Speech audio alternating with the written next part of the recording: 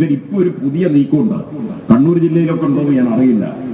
അവിടെ കോഴിക്കോട് ഞങ്ങളുടെ ശ്രദ്ധയിൽ ഈ കഴിഞ്ഞ ദിവസം ഇന്നലെ പെട്ടു. എന്താണെന്നറിയോ, ചിലടത്ത് ഈ രാവിലെ ആളുകൾക്ക് ഒരു ശരീരക്ഷമതയൊക്കെ വർദ്ധിപ്പിക്കുന്നതിന് രാവിലെയുള്ള ഒരു കായിക പരിശീലനമൊക്കെ എക്സസൈസ്, അതെ എക്സസൈസ്, ഞങ്ങളുടെ ജില്ലയിൽ ഒരു 1-2 സ്ഥലത്ത് രാവിലെ ഒരു വാട്സപ്പ് കൂട്ടായ്മയൊക്കെ രൂപീകരിച്ച് ഇങ്ങനെ ഒരു പുതിയ സംഘം വന്നിരിക്കുന്നു. ഇങ്ങനെ ചിലയിടത്തൊക്കെ തുടങ്ങിയിരിക്കുന്നു. ആ കക്കോടി ഭാഗത്ത് ബാലുശ്ശേരിയൊക്കെ 2-3 കേന്ദ്രത്തിൽ ഇന്നലെ രാവിലെ സഹാക്കള് വിളിച്ചു പറഞ്ഞു ഇങ്ങനെയൊക്കെ ഉണ്ട്. ഒന്ന് അന്വേഷിക്കാൻ ഗവേഷണം നടത്തി സൂക്ഷ്മമായിട്ട് നോക്കുമ്പോ ഈ വാട്സപ്പ് കൂട്ടായ്മ ഇതിന്റെയൊക്കെ അഡ്മിൻ കണ്ടുപിടിച്ച് തേടി നിങ്ങളെ ജില്ലയിൽ ഉളിക്കലേക്കാണ് എത്തിയത്, ഞങ്ങളെത്തിയത്. അതെ. അപ്പൊ നോക്കുമ്പോ 2 ആളെ പറ്റി അന്വേഷിച്ച് നോക്കുമ്പോ നിരോധിക്കപ്പെട്ട പോപ്പുലർ ഫ്രണ്ടിന്റെ ആളുകളാണ്.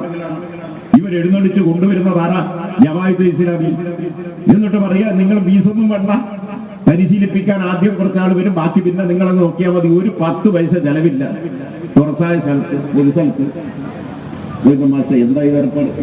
അതെ, ജിമ്മും മറ്റതെല്ലായിട്ട് ഇവരെ ചെലവിൽ. സംഗതി എന്താണെന്നറിയോ, ഈ ജമാഅത്തെ ഇസ്ലാമിയുടെ മതരാഷ്ട്രവാദത്തിന് മറയിടാനുള്ള ഒരു പരിവേഷം ഉണ്ടാക്കലാണ്.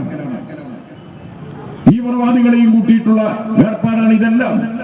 ഇങ്ങനെ നാനാഭാഗത്തു നിന്നും ഇത്തരം ശക്തികളെല്ലാം വരുന്നു. ജമാഅത്തെ ഇസ്ലാമിയുടെ ചതി, അതിൽ മുസ്ലിമീങ്ങൾ പൊട്ടി. വേറൊരു ചതിയുണ്ട് ഇപ്പോ. അതെന്താണ്? സുബ്ഹാനല്ലാഹ്, ഞാൻ 4 ദിവസമായിട്ട് ഇത് തന്നെ എല്ലാ സ്ഥലത്തും പറഞ്ഞു. അതുകൊണ്ട് ഇവിടെയും ഞാൻ പറയാണ്, വേറെ പല പേരിലും സുന്നികളെ പിടിച്ചു കൊണ്ടുപോകാൻ നോക്കുക. അതെങ്ങനെ? നമുക്ക് കളരി പഠിക്കാം. കളരി പഠിക്കാൻ ഇവിടെ സുന്നികളാരുമില്ല. എല്ലാ ഗുരുക്കന്മാരും കൊടുവള്ളി ഭാഗത്തുള്ളത് ഏകദേശം സുന്നികളാണ് ഞാൻ മനസ്സിലാക്കുന്നത്. അങ്ങനെ കളരി പഠിക്കാം. പിന്നൊന്നെന്താ, വേറൊരു പരിപാടി വ്യായാമം ഉണ്ടാക്കുക. പുതിയ പദ്ധതികൾ, വ്യായാമം, കളരി, ഇങ്ങനത്തെ ചില പരിപാടി ഉണ്ടാക്കിയിട്ട് സാധാരണക്കാരായ ആളുകളെ കൂട്ടിക്കൊണ്ടുപോയിട്ട് അവസാനം നിങ്ങളെ മുഹീദ്ദീൻ ശൈഖ് പറഞ്ഞ എന്താണ്? സലാഞ്ചല്ലർ മുസാഫയെ തീർന്നല്ലേ? നിങ്ങളെ താജുൽ ഉലമ പറഞ്ഞ എന്താണ്? മുഹീദ്ദീൻ ശൈഖ് പറഞ്ഞ തന്നെ, ഇ.കെ. ഉസ്താദ് പറഞ്ഞു തന്നെ, കണ്ണിയത്ത് ഉസ്താദ് പറഞ്ഞു തന്നെ, എല്ലാരും പറഞ്ഞു തന്നെ. അങ്ങനെ ഇമാമിങ്ങളും ആലിമീങ്ങളും ഒക്കെ പറഞ്ഞില്ലേ മുസാഫയത്തും സലാഞ്ചലും പറഞ്ഞു. പിരിയുമ്പോൾ നമുക്കൊരു മുസാഫയത്ത് നടത്തി കളയാ, ഒരു സലാഞ്ചലി കളയാ. ആകയാൽ സുന്നത്തിയമായത് വിളിക്കുക. അതിനുവേണ്ടി ചില കളരി, അതിനുവേണ്ടി ചില വ്യായാമ പരിപാടി, ഇതൊക്കെ ഇപ്പൊ ജമാഅത്തെ ഇസ്ലാമി വലിയ ചതിയായിട്ട് നടത്തുന്നുണ്ട്. അതിലൊന്നും മുസ്ലിമീങ്ങൾ വിട്ടുപോയിട്ട്, നേരത്തെ ഞാൻ പറഞ്ഞില്ലേ, അവരുമായി അടുത്താൽ ഈമാൻ നശിച്ചു പോകുമെന്നാണ് മുഹീദ്ദീൻ ശൈഖ് റളിയല്ലാഹു അൻഹു അടക്കമുള്ള എല്ലാ മഹാന്മാരും പഠിപ്പിച്ചത്. ഈ പുത്തൽവാദികൾക്ക് സലാം പറയണ്ട. അപ്പൊ സാധാരണക്കാർക്ക് തോന്നും ഒരു സലാം അങ്ങ് പറഞ്ഞാൽ എന്താ പറ്റുക, ഒരു സലാം അങ്ങ് പറഞ്ഞാൽ എന്താ വരിക, അവരെ കൈപിടിച്ചൊന്ന് മുസാഫഹത്ത് ചെയ്താൽ എന്താ വരിക എന്ന് സാധാരണക്കാർക്ക് തോന്നും. മുഹീദ്ദീൻ ശൈഖ് റളിയല്ലാഹു അൻഹു വെറുതെയല്ല പറഞ്ഞത്. നബിതങ്ങളെ ശരീരം ജീർണിച്ച് നശിച്ചുവെന്ന് പറയുന്നവൻ നബിതങ്ങൾ നമ്മളെപ്പോലുള്ള ഒരു മനുഷ്യനാണ്. നമസ്തേ, ജന ഡിബേറ്റിലേക്ക് സ്വാഗതം. മലബാറിലും GCC രാജ്യങ്ങളിലും വലിയ പ്രചരണം നേടിയ മെക് 7 വ്യായാമ കൂട്ടായ്മ സംശയനിഴലിലാണ്. കൂട്ടായ്മയ്ക്ക് പിന്നിൽ നിരോധിത സംഘടനയായ പോപ്പുലർ ഫ്രണ്ടോ? ഈ സംശയം ഉയർത്തുന്നത് CPM ആണ്. മെക് 7 വാട്സപ്പ് കൂട്ടായ്മയുടെ അഡ്മിന്മാർ പഴയ പോപ്പുലർ ഫ്രണ്ട് നേതാക്കളെന്ന് CPM കോഴിക്കോട് ജില്ലാ സെക്രട്ടറി P. മോഹനൻ പറഞ്ഞു വയ്ക്കുന്നു. മെക് 7 എന്നത് വലിയ ചതിയാണെന്നും ജമാഅത്തെ ഇസ്ലാമിയുടെ കെണിയിൽ സുന്നി വിശ്വാസികൾ അകപ്പെട്ടു പോകരുതെന്ന് കാന്തപുരം വിഭാഗവും മുന്നറിയിപ്പ് നൽകുന്നു. യഥാർത്ഥത്തിൽ ഈ വിവാദത്തിന് പിന്നിൽ എന്താണ്? ജന ഡിബേറ്റ് ഈ വിഷയം പരിശോധിക്കുമ്പോൾ അതിഥികളായി എത്തുന്നത് BJP പ്രതിനിധി അഡ്വക്കേറ്റ് TS ഉല്ലാസ് ബാബു, ഇടത് നിരീക്ഷകൻ ശ്രീ റെജി ലൂക്കോസ്, യൂത്ത് ലീഗ് ദേശീയ secretary CK Shakir, retired SP KM Antony എന്നിവരാണ്. ആദ്യം ഇടതുപക്ഷ നിരീക്ഷകൻ റെജി ലൂക്കോസിലേക്കാണ് പോകുന്നത്. ശ്രീ റെജി ലൂക്കോസ്, ഈ മെക് 7ന്റെ താല്പര്യം എന്താണ്, ഇതിൻ്റെ പുറകിൽ എന്താണ് എന്ന സംശയം തൊടുത്തുവിട്ടിരിക്കുന്നത് CPM ആണ്. കോഴിക്കോട് ജില്ലാ സെക്രട്ടറി P. മോഹനൻ തന്നെ ഈ സംശയം മുന്നോട്ട് വയ്ക്കുകയാണ്. പിന്നിൽ നിരോധിത സംഘടനയായ പോപ്പുലർ ഫ്രണ്ട് ആണ് എന്ന് അദ്ദേഹം പറഞ്ഞു വയ്ക്കുന്നു. വാട്സാപ്പ് ഗ്രൂപ്പ് വഴി പരിശോധിച്ചപ്പോൾ ഈ ഗ്രൂപ്പുകളുടെ അഡ്മിന്മാർ എന്ന് പറയുന്നത് പഴയ പോപ്പുലർ ഫ്രണ്ടിൻ്റെ പഴയ നേതാക്കളാണെന്നും പറഞ്ഞു വയ്ക്കുകയാണ്. എന്തുകൊണ്ടാണ് CPM മെക് 7നെ സംശയിക്കുന്നത്? ഉത്തരവും വളരെ ലളിതമാണ്. കാരണം ബഹുമാനപ്പെട്ട Mohan master, DC secretary Mohan master കാര്യങ്ങൾ പഠിക്കാതെ കൊണ്ട് ഒരു കാര്യം അങ്ങനെ സംസാരിക്കുന്ന ഒരാളാണ്. കേരളത്തിലുള്ള ഉത്തരവാദിത്വവും കടമയും മതേതര കേരളത്തിന്റെ സ്റ്റേബിൾ ആയിട്ടുള്ള മുന്നോട്ടുള്ള യാത്രയ്ക്ക് അനിവാര്യമായതുകൊണ്ടാണ് മറ്റൊരു മാനദണ്ഡങ്ങളും ഇല്ലാതെ കൊണ്ട് അദ്ദേഹം വളരെ ആർജവത്തോടുകൂടി ഈ വിഷയം പുറത്തേക്ക് കൊണ്ടുവന്നത്. അതാണ് അതിന്റെ ആദ്യത്തെ ഉത്തരവ് എന്ന് പറയുന്നത്. ഇത് വളരെ ഗൗരവമുള്ള സംഭവം തന്നെയാണ്. ഞാൻ അതിനെക്കുറിച്ച് ഇന്ന് രാവിലെ മുതൽ നിങ്ങൾ മാധ്യമങ്ങളിൽ റിപ്പോർട്ട് ചെയ്തതുപോലെ അതിനെക്കുറിച്ച് പഠിക്കാനുള്ള ശ്രമം നടത്തി, പരിമിതമായ സാഹചര്യങ്ങളാണെങ്കിൽ പോലും. അതിൽ നിന്ന് മനസ്സിലാക്കുന്നത് ഒരു റിട്ടയർഡ് പാരാമിലിറ്ററിയുടെ ഒരു ക്യാപ്റ്റൻ ആയിരിക്കുന്ന ഒരു വ്യക്തിയാണ് കൊണ്ടോട്ടിക്ക് സമീപമുള്ള ഒരു സ്കൂളിൽ 10 വർഷക്കാലത്തോളം അവിടെയുള്ള ആളുകളുമായി മാത്രം ഈ ആരോഗ്യ പരിപാലന സംഭവം എന്ന പേരിലുള്ള എക്സസൈസുകളും ഒക്കെ നടത്തിയത്. പിന്നീട് പൊടുന്നനെ ഇത് ഏതാണ്ട് GCC രാജ്യങ്ങൾ ഉൾപ്പെടെ, അത് കൂടാണ്ട് ബ്രൂണൈ, ഇപ്പോൾ അവർ ഏറ്റവും പുതുതായിട്ട് അതിന്റെ ബ്രാഞ്ച് ഓപ്പൺ ചെയ്യാൻ പോകുന്ന അമേരിക്കയിൽ അതിന്റെ ബ്രാഞ്ച് ഓപ്പൺ ചെയ്യാൻ ശ്രമിക്കുന്നതായിട്ട് നമുക്ക് വിവരം കിട്ടിയിട്ടുണ്ട്. അപ്പോൾ സ്വാഭാവികമായിട്ടും നിരോധിക്കപ്പെട്ട തീവ്ര വർഗീയ സംഘടനയായ പോപ്പുലർ ഫ്രണ്ടിന്റെ നേതാക്കന്മാരാണ് ഇതിന്റെ പിന്നിൽ എന്നത് അതീവ ഗുരുതരമായിട്ടുള്ള ഒരു വസ്തുതയാണ് കേരളം തിരിച്ചറിയുന്നത്. എനിക്ക് തോന്നുന്നത് ഇസ്ലാം മത വിശ്വാസികളിൽ ആണ് കൂടുതലും ഇതിനകത്ത് പങ്കെടുക്കുന്നത്. അത് തന്നെയല്ല, പ്രത്യേക യൂണിഫോം, ഈ പരേഡ് അല്ലെങ്കിൽ ഈ എക്സസൈസ്, ആരോഗ്യ പരിപാലനം എന്നുള്ള രീതിയിൽ വ്യാജേന നടത്തുന്ന ഈ എക്സസൈസിന്റെ അവസാനം അവര് പറയുന്ന ചില വാക്കുകൾ സംശയത്തിന് നിറഞ്ഞിലാണ്. അപ്പോൾ തങ്ങൾക്കിപ്പോ സ്വതന്ത്രമായിട്ട് ഇവിടെ രാഷ്ട്രീയ പ്രവർത്തനങ്ങൾ നടത്താൻ പറ്റാത്ത സാഹചര്യത്തിൽ നിരോധിക്കപ്പെട്ട ഈ സംഘടനയുടെ ആളുകൾ മറ്റൊരു മുഖത്തിൽ ജനങ്ങളെ കബളിപ്പിച്ച് ഇതിനകത്ത് പങ്കെടുക്കുന്നവരെല്ലാം ഒരുപക്ഷെ ആ ലക്ഷ്യത്തിൽ വരുന്നവരായിരിക്കില്ല. അവരെ മെന്റലി അഡിക്റ്റഡ് ആക്കി ഇത്തരം ആരോഗ്യപരമായ രീതിയിലുള്ള ലൈഫ് സ്റ്റൈൽ വീണ്ടെടുക്കാനുള്ള വ്യാജനെ അതൊരു വർഗീയപരമായിട്ടുള്ള ചേരിതിരിവിന് വേണ്ടിയിട്ട് അല്ലെങ്കിൽ തീവ്ര വർഗീയത കുത്തിവെക്കാൻ വേണ്ടിയിട്ടുള്ള ശ്രമമാണെന്നുള്ള സംശയം വളരെ ശക്തമായിട്ട് തന്നെ ഇപ്പം ഈ മോഹൻ മാസ്റ്ററുടെ വെളിപ്പെടുത്തലൂടെ നമുക്ക് സംശയിക്കണം. തന്നെയല്ല മോഹൻ മാസ്റ്റർ എന്നല്ല പറയുന്നത്, അദ്ദേഹം 1 മാസങ്ങൾക്ക് മുമ്പ് തന്നെ ഇതിന് സൂചന നൽകിയിരുന്നു. പക്ഷെ നമ്മൾ മനസ്സിലാക്കേണ്ട വസ്തുത, ഈ നിമിഷം വരെ ഈ മുസ്ലിം ലീഗ് എന്ന് പറയുന്ന ഒരു സംഘടന അതിനെക്കുറിച്ച് അക്ഷരം പോലും പ്രതികരിച്ചിട്ടില്ല. എന്നാൽ അബൂബക്കർ മുസ്ലിയുടെ സമസ്യയുടെ യുവാക്കൾ ശക്തമായ ഭാഷയിൽ പ്രതികരിച്ചു കഴിഞ്ഞത് വളരെ സ്വാഗതാർഹമാണ്. എങ്ങനെയാണ് ലീഗ് ഇതിനെതിരെ പ്രതികരിക്കുന്നത്? ലീഗിന് പ്രതികരിക്കാൻ പറ്റുന്നില്ല. പാലക്കാട് തെരഞ്ഞെടുപ്പില് വളരെ നഗ്നമായിട്ട് പരസ്യമായിട്ട് ജമാഅത്തെ ഇസ്ലാമിയുടെയും PDPയുടെ വോട്ട് പരസ്യമായിട്ട് അവരോടൊപ്പം പ്രചരണം നടത്തി തീവ്ര വർഗീയവാദികളുടെ വോട്ട് നേടിയ മുസ്ലിം ലീഗിന് ഒരു കാരണവശാലും ഈ കാര്യത്തിൽ പ്രതികരിക്കാനുള്ള ധാർമ്മികതയില്ല. കേരളത്തിലെ ബഹുമാനപ്പെട്ട മുഖ്യമന്ത്രി പിണറായി വിജയന്റെ വാക്കുകൾ ഇപ്പോഴാണ് കേരളം ഏറെ ശ്രദ്ധിക്കേണ്ടത്. അദ്ദേഹം തെരഞ്ഞെടുപ്പിന് മുമ്പ് ഏതാണ്ട് ആഴ്ചകൾക്ക് മുമ്പ് തന്നെ അദ്ദേഹം പറഞ്ഞു, ഈ ജമാഅത്തെ ഇസ്ലാമിയെ കുറിച്ചും മുസ്ലിം ലീഗിന്റെ മതേതര മുഖം കാപട്യമാണെന്നും അത് പിന്നീട് തിരിച്ചറിയുമെന്നും പറഞ്ഞത് എത്ര ദീർഘദർശിയോടെയാണ് കേരളത്തിലെ മുഖ്യമന്ത്രി അത് പറഞ്ഞത്. അന്ന് അദ്ദേഹത്തിന് വേട്ടയാടി പലരും. ഇദ്ദേഹം എന്ത് രീതിയിലാണ് ഇങ്ങനെ സംസാരിക്കുന്നത്? ഇസ്ലാം സമൂഹത്തിനെ തള്ളിക്കളഞ്ഞുകൊണ്ട് മറ്റുള്ളവരുടെ വോട്ട് കിട്ടാനുള്ള നാടകമാണ്. ഒന്ന് മനസ്സിലാക്കി കേൾക്കുന്ന പ്രേക്ഷകരാണെങ്കിൽ പോലും CPM എന്ന് പറയുന്ന രാഷ്ട്രീയ പ്രസ്ഥാനത്തിന് ഒരു ജാതി മതത്തിനെ പീഡിപ്പിച്ചുള്ള ഒറ്റ വോട്ടും കേരളത്തിൽ വേണ്ട. അത് എല്ലാവരെയും ഒരേപോലെ കാണുന്നത്, അത് ഇസ്ലാം മതമാണെങ്കിലും ക്രിസ്തു മതമാണെങ്കിലും ഹിന്ദു മതത്തിൽപ്പെട്ടവരെയും പുരോഗമന ആശയക്കാരെയും എല്ലാം ഒരേ തട്ടിൽ മാത്രം കാണുന്ന ഒരു പാർട്ടിയാണ് CPM. ഇത്തരം വിഷമത്തുകൾ വിടർത്തിയാൽ തന്റെ അടുത്തോടുകൂടി മറ്റ് ലെവലേശ ഭയമില്ലാത്തതുകൊണ്ട് ഇത് സമൂഹത്തിന് മുമ്പിൽ കൊണ്ടുവരാൻ ആർജമുള്ള ഒരു പ്രസ്ഥാനം അത് CPM മാത്രമുള്ളൂ. ഇനിയും തിരിച്ചറിയും. ഇതൊക്കെ വളരെ വലിയ വെളിച്ചം പോരുന്ന പ്രതികരണങ്ങളായിട്ട് വന്നുകൊണ്ടിരിക്കുന്നത്. മുഖ്യമന്ത്രിയുടെ അന്നത്തെ പ്രസ്താവനയും അതിന് മലപ്പുറം ജില്ലയിലെ ഒറ്റുകൊടുത്തു എന്നൊക്കെയാണ് അദ്ദേഹത്തെ പറ്റി കുറ്റപ്പെടുത്തിയത്. എത്ര ദീർഘവർഷമാണ് എല്ലാ രാഷ്ട്രീയ കക്ഷികളും എല്ലാ സമൂഹത്തിൽപ്പെട്ടത് അന്ന് അദ്ദേഹം പറഞ്ഞു. കേവലം 1 മാസം മുമ്പ് 1.5 മാസം മുമ്പ് അദ്ദേഹത്തിന് വേട്ടയാടിയത് കേരളത്തിലെ ജനങ്ങള്. ഇപ്പൊ എല്ലാവർക്കും ബോധ്യമായില്ലേ? ഇനി രണ്ടാമത്തെ വേറെ പ്രശ്നം എന്ന് പറഞ്ഞാൽ കേൾക്കൂ, ഈ പൊടുന്നനെ 10 വർഷം നിശബ്ദമായിട്ട് ഒരൊറ്റ സ്കൂളിൽ മാത്രം നടത്തിയ ഈ അഭ്യാസ പ്രകടനങ്ങള് എങ്ങനെയാണ് ഇപ്പോൾ കേരളത്തിൽ 136 ഇടങ്ങളിൽ ഇത് നടത്തുന്നുണ്ട്. കോഴിക്കോട് ജില്ലയിൽ തന്നെ എന്റെ അറിവ് ശരിയാണെങ്കിൽ 37 ഇടങ്ങളിൽ രാവിലെ കൃത്യമായ ഒരു പർട്ടിക്കുലർ ടൈമിൽ അവര് ഈ യൂണിഫോം ഇട്ടുകൊണ്ട് ഇത്തരം പ്രവർത്തനങ്ങൾ നടത്തുന്നുണ്ട്. GCC രാജ്യങ്ങൾ ബ്രൂണയിൽ അവരുടെ ബ്രാഞ്ച് എക്സസൈസ് തുടക്കം കുറിച്ചതാണ്. എവിടെ നിന്നാണ് ഫണ്ട്? ഇതിൽ പങ്കെടുക്കുന്ന ഒരു മനുഷ്യനോടും 1 പൈസ പോലും വാങ്ങിക്കുന്നില്ല. ഈ ഫണ്ട് എവിടെ നിന്ന് വന്നു? ഇത് തിരിച്ചറിയേണ്ടത്. ഇത് ദേശവിരുദ്ധമല്ല, ഇത് സത്യം. ഇപ്പൊ ഈ വാർത്ത സത്യമാണെന്നുണ്ടെങ്കിൽ ഈ രാജ്യം നേരിടുന്ന വലിയൊരു ഭീഷണിയിലേക്കാണ് ഈ സംഘം വളർന്നുകൊണ്ടിരിക്കുന്നത്. ഈ ഭീഷണി CPM തിരിച്ചറിയാൻ താമസിച്ചു എന്നുള്ള ഒരു സംശയം മാത്രമാണ് ഇക്കാര്യത്തിൽ ഉള്ളത്. ഒപ്പം തന്നെ CPMന്റെ ഒരു ഉദ്ദേശശുദ്ധി ഇക്കാര്യത്തിൽ എന്താണ് ഉള്ളതെന്ന് ഈ ചർച്ചയുടെ വരും നിമിഷങ്ങളിൽ നമുക്ക് ആ വിഷയം കൂടി ചർച്ച ചെയ്തു പോകാം. ഇപ്പോൾ യൂത്ത് ലീഗിന്റെ ദേശീയ സെക്രട്ടറി CK ഷാക്കിർ കൂടി നമ്മോടൊപ്പം ചേരുകയാണ്. CK ഷാക്കിർ, ഇപ്പോൾ റെജി ലൂക്കോസ് പറഞ്ഞത് മുസ്ലിം ലീഗ് ഈ ഒരു വിവാദം ഉണ്ടായിട്ട് ഒരു തരത്തിലുള്ള അഭിപ്രായ പ്രകടനവും നടത്തിയില്ല എന്നാണ്. നോക്കൂ, SYSന്റെ മുഹമ്മദ് അലി കിനാലൂറാണ് ഇത് സംബന്ധിച്ചുള്ള ഒരു ഫേസ്ബുക്ക് പോസ്റ്റ് പങ്കുവച്ചത്. വലിയ ആശങ്ക മുഹമ്മദ് അലി കിനാലൂർ പങ്കുവയ്ക്കുകയാണ്. ഒരു സംശയമേ ചോദിക്കുന്നുള്ളൂ അദ്ദേഹം, ആരാണ് MEC 7ന്റെ സംഘാടകർ? മുസ്ലിം ലീഗാണോ, മുജാഹിദാണോ, ജമാഅത്താണോ, അതോ SDPI ആണോ എന്നൊരു സംശയം അദ്ദേഹം ഉന്നയിക്കുന്നുണ്ട്. യഥാർത്ഥത്തിൽ മുഹമ്മദ് അലി കിനാലൂർ ഈ ഒരു ഫേസ്ബുക്ക് പോസ്റ്റ് പങ്കുവച്ചു. CPMന്റെ കോഴിക്കോട് ജില്ലാ സെക്രട്ടറി ഈ വിഷയം പൊതുജന മധ്യത്തിൽ ഒരു ചർച്ചയ്ക്കായി തുറന്നിടുന്ന സാഹചര്യവും ഉണ്ടായി. എന്താണ് ലീഗിന്റെ നിലപാട് ഇക്കാര്യത്തിൽ?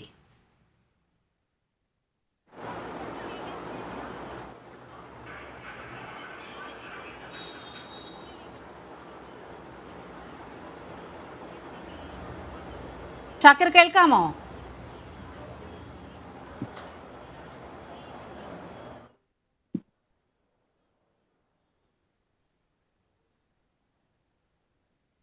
ഷാക്കിർ ഒന്ന് അൺമ്യൂട്ട് ചെയ്യാമോ? ഹലോ ഹലോ ഹലോ, കേൾക്കാം, പറഞ്ഞോളൂ. എന്താണ് ലീഗിന്റെ ഇക്കാര്യത്തിലുള്ള നിലപാട്?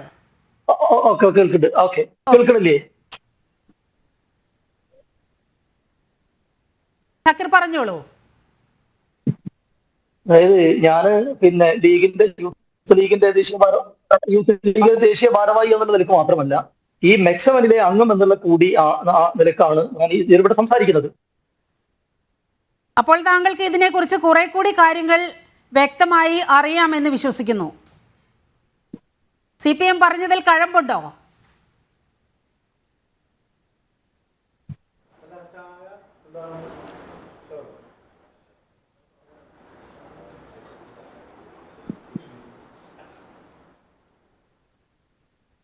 ഷാക്കിറിലേക്ക് വരാം. ചെറിയൊരു സാങ്കേതിക തടസ്സമുണ്ട്. BJP പ്രതിനിധി അഡ്വക്കേറ്റ് TS ഉല്ലാസ് ബാബുവിലേക്ക് പോവുകയാണ്. ശ്രീ ഉല്ലാസ് ബാബു, ഇത് ഒരു വ്യായാമ കൂട്ടായ്മ മാത്രമാണോ? ഈ MEC7 അങ്ങനെ നിഷ്കളങ്കമായി നമുക്ക് അങ്ങനെ പറഞ്ഞൊഴിഞ്ഞ് പോകാൻ സാധിക്കുമോ? ഒരു വ്യായാമ കൂട്ടായ്മ മാത്രമാണെന്നാണ് അവരുടെ ഒരു ഒഫീഷ്യൽ പ്രതികരണമൊക്കെ വന്നിട്ടുള്ളത്. ഇതിൽ മറ്റ് ഘടകങ്ങൾ ഒന്നും തന്നെയില്ല എന്നാണ് അവർ പറഞ്ഞു വെക്കുന്നത്. താങ്കളുടെ നിരീക്ഷണം എന്താണ്?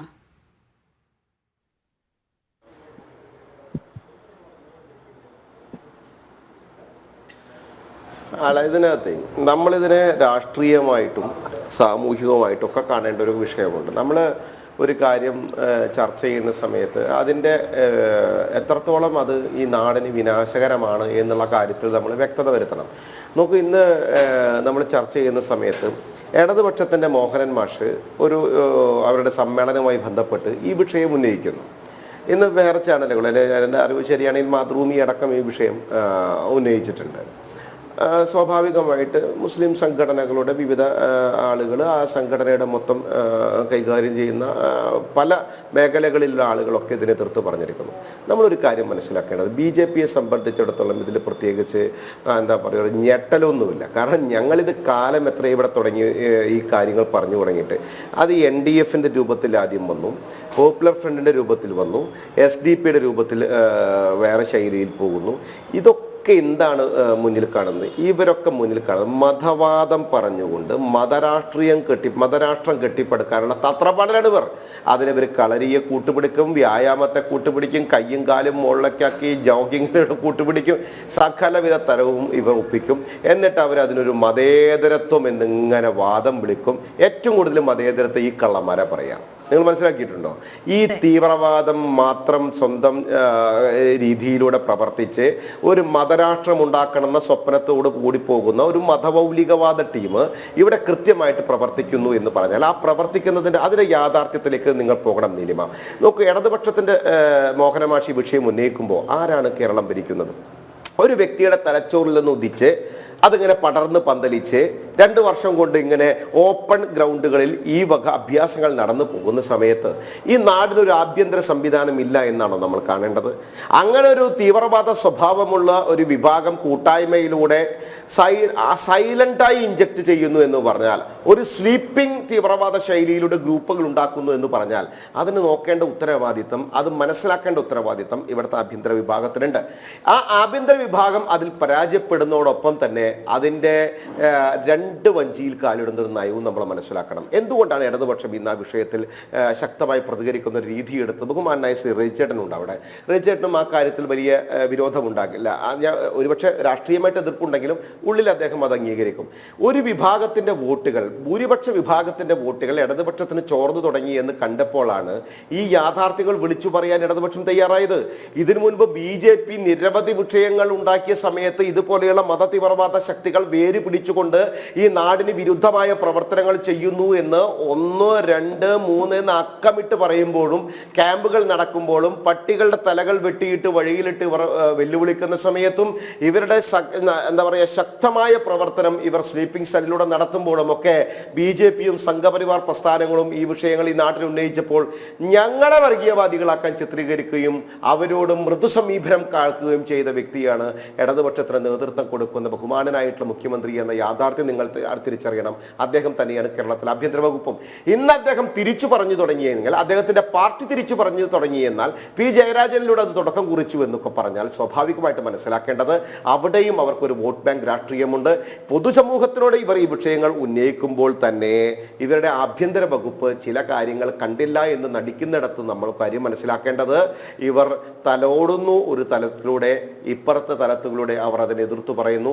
യാഥാർത്ഥ്യം സമൂഹത്തിന് ആവശ്യം എന്താണ്? ഇതുപോലെയുള്ള സമൂഹത്തിന് വിരുദ്ധമായി പ്രവർത്തിക്കുന്ന, നാടിനെതിരായി പ്രവർത്തിക്കുന്ന, ഈ നാടിന് വിനാശകരമായ കാരണം നടത്തുന്ന ഈ വകം കൂട്ടങ്ങളെ യഥാവിധി പ്രായോഗികമായിട്ട് കൃത്യമായി ഇടപെട്ടുകൊണ്ട് അവർ ഈ പ്രവർത്തനം നിർത്തേണ്ട ഉത്തരവാദിത്തം ആഭ്യന്തര വകുപ്പിനുണ്ട്.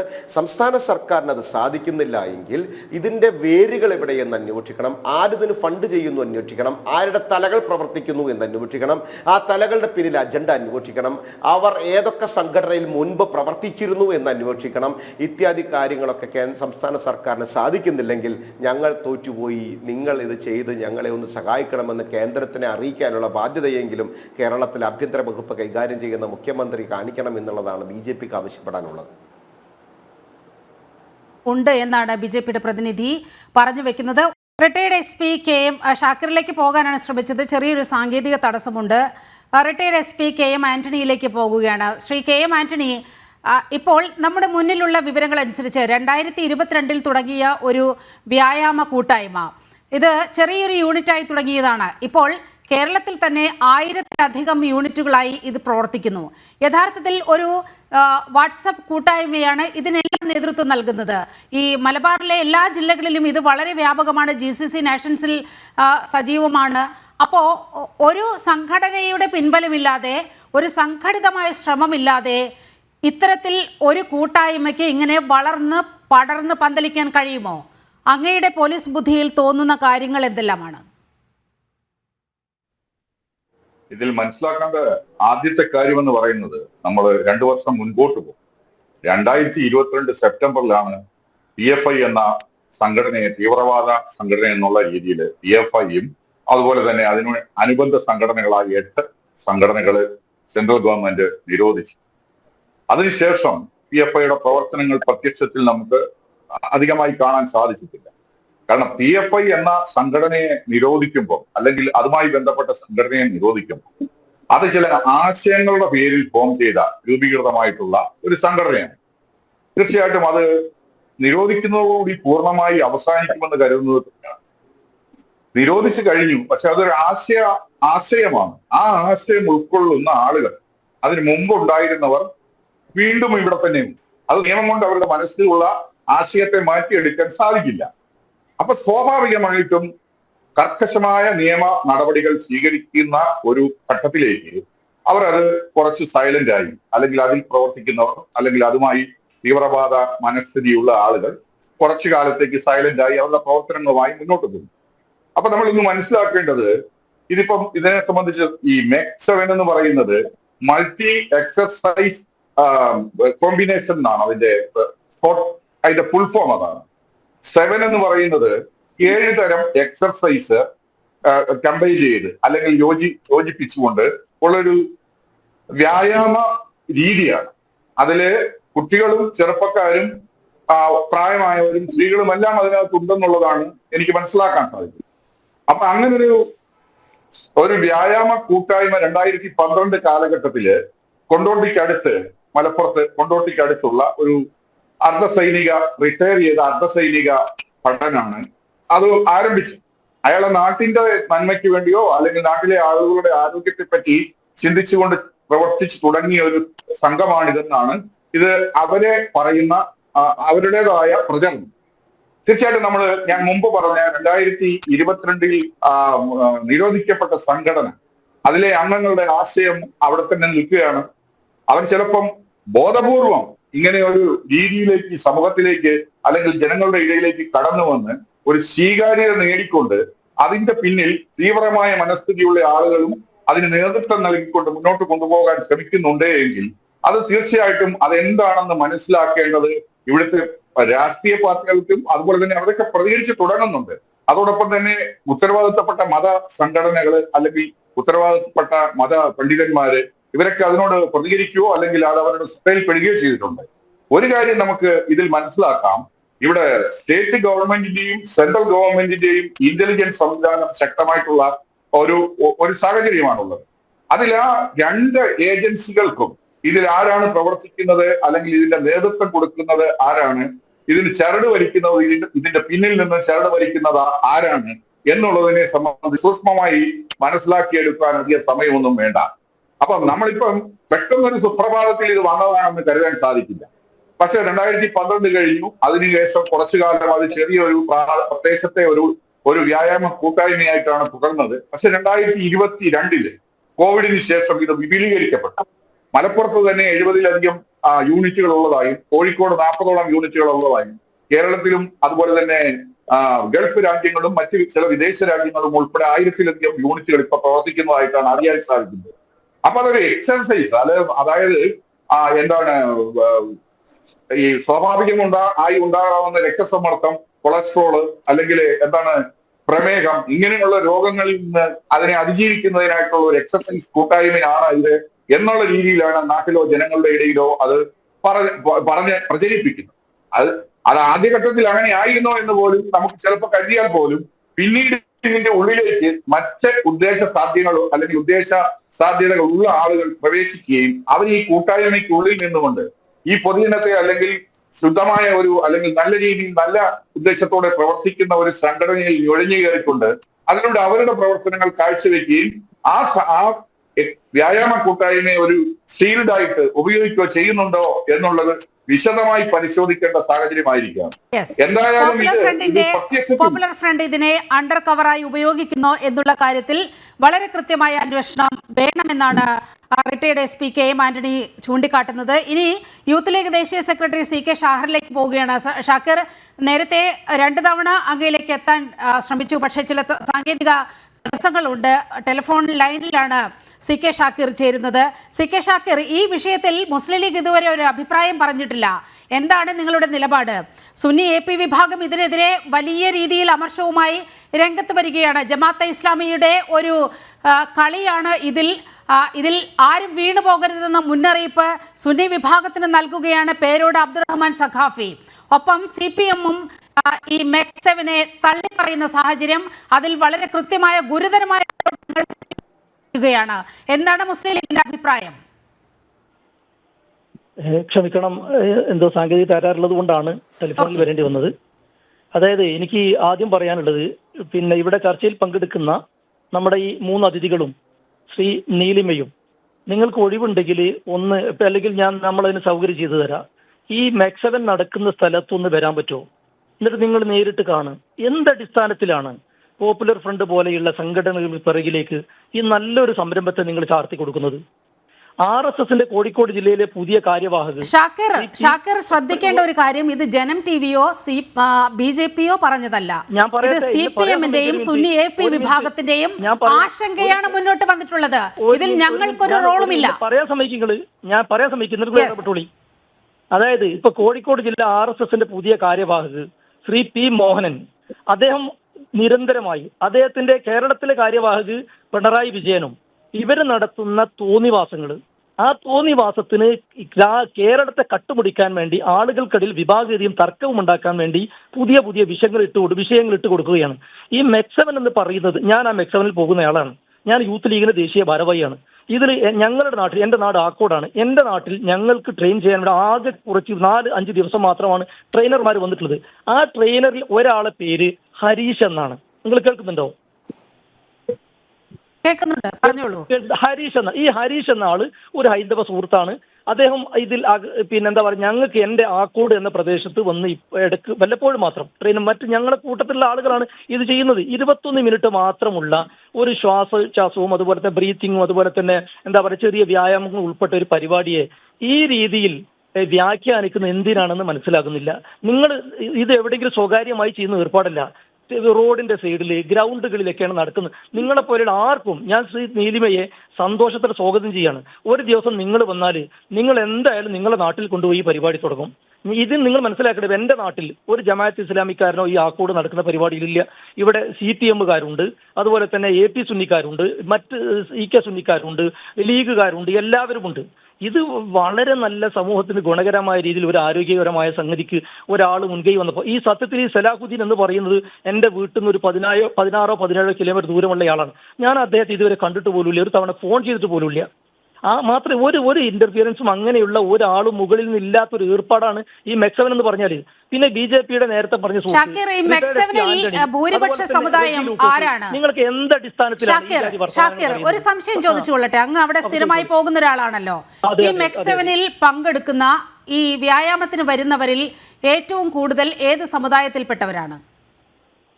നമ്മളങ്ങനെ സമുദായം നോക്കി കണക്കെടുത്തിട്ടില്ല. കാരണം ഓരോ ഏരിയയിൽ ഇപ്പൊ ഞങ്ങൾ മലപ്പുറം ജില്ലയിൽ അല്ലെങ്കിൽ പിന്നെ ഓരോ സ്ഥലത്തും ഭൂരിപക്ഷമുള്ള ആളുകൾ ഏത് വിഭാഗം അവർ വരും. ഇത് നിങ്ങൾ എല്ലാത്തിലും എന്തിനാണ് ജാതി കുത്തി കയറ്റുന്നത്? മതത്തിന്റെ പേരിലും ഇതിനെ ഒരു മനുഷ്യർ തമ്മിൽ നേരത്തെ അദ്ദേഹം പറഞ്ഞല്ലോ, ഇതാരാണ് ജാതി കുത്തി കയറ്റുന്നത് എന്ന് താങ്കൾ ചോദിച്ചു. സുന്നി AP വിഭാഗത്തിന്റെ പേരോട് അബ്ദുറഹ്മാൻ സഖാഫി അദ്ദേഹം പറഞ്ഞത് നമ്മൾ ഇവിടെ കൊടുത്തതാണ്. എന്തുകൊണ്ട് മുസ്ലിങ്ങൾ കൂടുതലായി താമസിക്കുന്ന ഇടങ്ങളിൽ മാത്രം കേന്ദ്രീകരിച്ച് മെക്സവൻ പ്രവർത്തിക്കുന്നു? ഇത് മറ്റാരും ഉന്നയിച്ചതല്ല, സുന്നി വിഭാഗത്തിൽ നിന്നുയർന്ന ആശങ്കയാണ് ഷാക്കിർ. അങ്ങനെ ആരെങ്കിലും വിളിച്ചു പറയുന്നത്? അപ്പൊ P മോഹനനാണല്ലോ അപ്പൊ PFIയുടെ പേര് പറഞ്ഞത്. പേരോട് അദ്ദേഹത്തിന് ഇതിനെ കുറിച്ച് മനസ്സിലായിട്ടുണ്ടാവില്ല. നിങ്ങൾ ഈ ചർച്ചയിൽ ഇരിക്കുന്ന എൻ്റെ പ്രിയ സ്നേഹിതൻ ശ്രീ റെജി ലൂക്കോസ്, ശ്രീ റിട്ടയർഡ് SP ആന്റണി, അതുപോലെ തന്നെ BJP-യുടെ സുഹൃത്ത് ശ്രീ നീലിമയും നിങ്ങൾ ഒഴിവുണ്ടെങ്കിൽ ഒരു ദിവസം മലപ്പുറം, കോഴിക്കോട് ഏതെങ്കിലും ഒരു സ്ഥലത്ത് വരിക. ഉറപ്പാണ് നിങ്ങളുടെ നാട്ടിൽ നിങ്ങൾ ഈ പരിപാടി ആരംഭിക്കും. ഒരു മനുഷ്യനും ഒരു ഉപദ്രവവും ഇല്ലാത്ത, എന്നാൽ സമൂഹത്തിന് വലിയ ആരോഗ്യപരമായ ഗുണം ലഭിക്കുന്ന ഒരു സംവിധാനത്തെ ഈ രീതിയിൽ വർഗീയമായി ചാപ്പക്കുത്തുന്നത് എന്തിനാണ്? P മോഹനൻ ഞാൻ കൃത്യമായി പറഞ്ഞു, RSSന്റെ പുതിയ കോഴിക്കോട് ജില്ലയിലെ കാര്യവാഹക്. ആ ഉത്തരവാദിത്തമാണ് അദ്ദേഹം നിർവഹിക്കുന്നത്. കാഫിർ സ്ക്രീൻഷോട്ടിൽ അദ്ദേഹമായിരുന്നല്ലോ ഇതിന്റെ പിന്നിൽ. അതേപോലെ തന്നെ എല്ലാ വർഗീയതയും അഴിച്ചുവിടുന്നതിന് പിന്നിൽ നേരത്തെ ഇവർ പറഞ്ഞതുപോലെ RSSന് വഴിമരുന്നിട്ട് കൊടുക്കുകയാണ്. ഞാൻ സംസാരിക്കുന്നത് ജനൻ TV-യിൽ വെച്ചാണ്, ചർച്ചയിലാണെന്ന് എനിക്കറിയാം. അതുകൊണ്ട് തന്നെ പറയട്ടെ, ദയവ് ചെയ്തിട്ട് നിങ്ങൾ ഈ ഉൾപ്പെടെയുള്ള വിഷയത്തിൽ ആളുകളെ വർഗീയത കുത്തിക്കയറ്റരുത്, ജാതിയും മതവും നോക്കരുത്. ഞാൻ സത്യസന്ധമായി പറയും, നിങ്ങൾ വന്നു നോക്ക്. ഇത് സ്വകാര്യമായി നടത്തുന്ന ഏർപ്പാടല്ല. ഇതിലൊരു പോപ്പുലർ ഫണ്ടുകാരനുമില്ല. ഇത് ജമാഅത്ത് ഇസ്ലാമിയുടെ ഒരു സ്വാധീനവുമില്ല. ഒരു സർവീസിൽ നിന്ന് റിട്ടയർ ചെയ്ത ഒരു ആർമി ഉദ്യോഗസ്ഥൻ അദ്ദേഹം തുടങ്ങിയിട്ടുള്ളൊരു സംഗതി നല്ലതാണെന്ന് തോന്നി എല്ലാ നാട്ടുകാരും ഏറ്റെടുക്കുന്നു. ഇപ്പൊ എൻ്റെ നാട്ടിൽ ഒരു പഞ്ചായത്തിൽ തന്നെ പിന്നെ എനിക്ക് തോന്നുന്നു 10-15 സ്ഥലത്തുണ്ട്. ഇന്നൊരു സ്ഥലത്ത് ആരംഭിച്ചിട്ടുണ്ട്. തൊട്ടടുത്ത് തന്നെ ആളുകൾ ഇങ്ങനെ താല്പര്യത്തോടെ വരികയാണ്. ഒരു രാവിലെ തന്നെ മനുഷ്യന്മാർക്ക് ഒരു പോസിറ്റീവ് എനർജി കിട്ടുകയാണ്. എന്തിനാ നിങ്ങൾ ഇത്ര ഭയങ്കര ഈ രീതിയിൽ ചർച്ചയെ കൊണ്ടുപോകുന്നത്? ശ്രീ റെജി ലൂക്കോസ് ഒക്കെ നേരത്തെ പറഞ്ഞത് എനിക്ക് മനസ്സിലാവുന്നത്, അദ്ദേഹം വായിക്കുന്ന അല്ലെങ്കിൽ വിവരമുള്ള ആളുകളുടെ കൂട്ടത്തിലല്ലേ. നിങ്ങൾ എന്തെങ്കിലും ഒന്ന് മോഹൻ മാസ്റ്ററോ അല്ലെങ്കിൽ പിണറായി വിജയനോ പറഞ്ഞു എന്നത് പറഞ്ഞതും അതുപോലെ SYS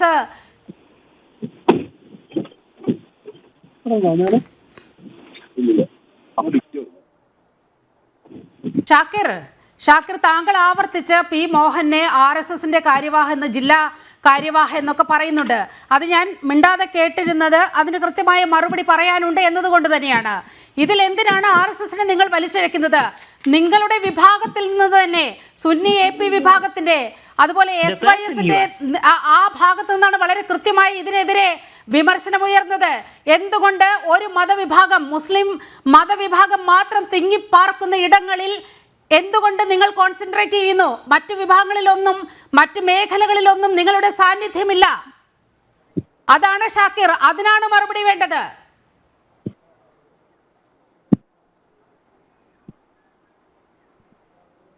ഷാക്കിറിന്റെ ടെലിഫോൺ ബന്ധം കട്ടായിരിക്കുകയാണ്. BJP പ്രതിനിധി ഉല്ലാസ് ബാബുവിലേക്ക് പോവുകയാണ്.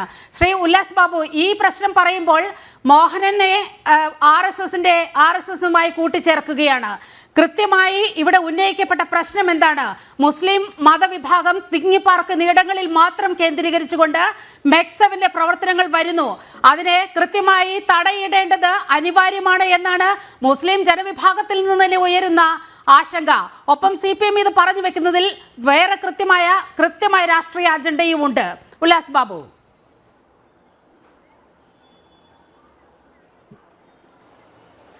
അല്ല, ഈ മതേതരവാദം ഞങ്ങളുടെ അജണ്ടയാണ് എന്ന് പ്രഖ്യാപിക്കുന്ന തട്ടിപ്പായിരുന്നു അവർ ഇത്ര നാളും പറഞ്ഞിരുന്നത്. പക്ഷെ അത് ഇപ്പൊ പരസ്യമായിട്ട് അവരതല്ല എന്ന് കാണിക്കുന്നു മുസ്ലിം ലീഗ് എന്നുള്ളതാണ് മനസ്സിലാക്കേണ്ടത്. ആ മുസ്ലിം ലീഗിന്റെ പ്രതിനിധി എന്താണ് പറഞ്ഞത്? മോഹനൻ മാഷ് RSSന്റെ കാര്യവാഹകമായിട്ട് സംസാരിക്കുന്നു, പിണറായി വിജയൻ RSSന്റെ കാര്യവാഹകമായിട്ട് സംസാരിക്കുന്നു. മോഹനൻ മാഷും പിണറായി വിജയനും CPMനും കോൺഗ്രസിനെയൊക്കെ ഒന്ന് മാറ്റി നിർത്തുന്നേ. ബഹുമാനായ മുസ്ലിം ലീഗിന്റെ നേതാവേ, നിങ്ങളുടെ മതവിഭാഗത്തിൽപ്പെട്ട ഭൂരിപക്ഷം വിശ്വാസികളെ ഈ മേഖലയിലേക്ക് കൊണ്ടുവരുന്നതിന്റെ പിന്നിൽ കൃത്യമായിട്ടുള്ള അജണ്ടയുണ്ട് എന്ന് പ്രഖ്യാപിച്ച SYSന്റെ ആളുകളെയും സുന്നി വിഭാഗത്തിന്റെ ആളുകളെയും ഒക്കെ കൃത്യമായിട്ട് നട്ടലുണ്ടെങ്കിൽ അവരാണ് കാര്യമാകുന്നത്. അവരെ പോയി വിളിക്കും. നിങ്ങൾ വിളിക്കൂലവര്. ഇവരപ്പോ അവിടെയും സെലക്റ്റീവ് പൊളിറ്റിക്സ് ആണ്. എന്താ? മോഹനനെ അവർക്ക് കാര്യവാഹകെന്ന് വിളിക്കാം, വിജയനെ അവർക്ക് കാര്യവാഹകെന്ന് വിളിക്കാം. അപ്പൊ ഇവര് ഈ ഏറ്റവും വിഷയം ഉന്നയിച്ച ആളുകൾ, ഈ വിഷയത്തെ കൃത്യമായിട്ട് പഠിക്കണമെന്നും അന്വേഷിക്കണമെന്ന് പറഞ്ഞ ആളുകൾ, ഈ മതവിഭാഗത്തിൽപ്പെട്ട ആളുകൾ ഈ തട്ടിപ്പിന്റെ പുറകെ പോകരുത് എന്ന് ആഹ്വാനം ചെയ്ത വ്യക്തികളെ ഇവർക്ക് വിളിക്കാൻ തോന്നില്ല. കാരണം എന്താ അറിയോ? അതിനകത്ത് കൃത്യമായിട്ട് ഇവർക്ക് രാഷ്ട്രീയമുണ്ട്, സെലക്റ്റീവ് സ്വഭാവമുണ്ട്.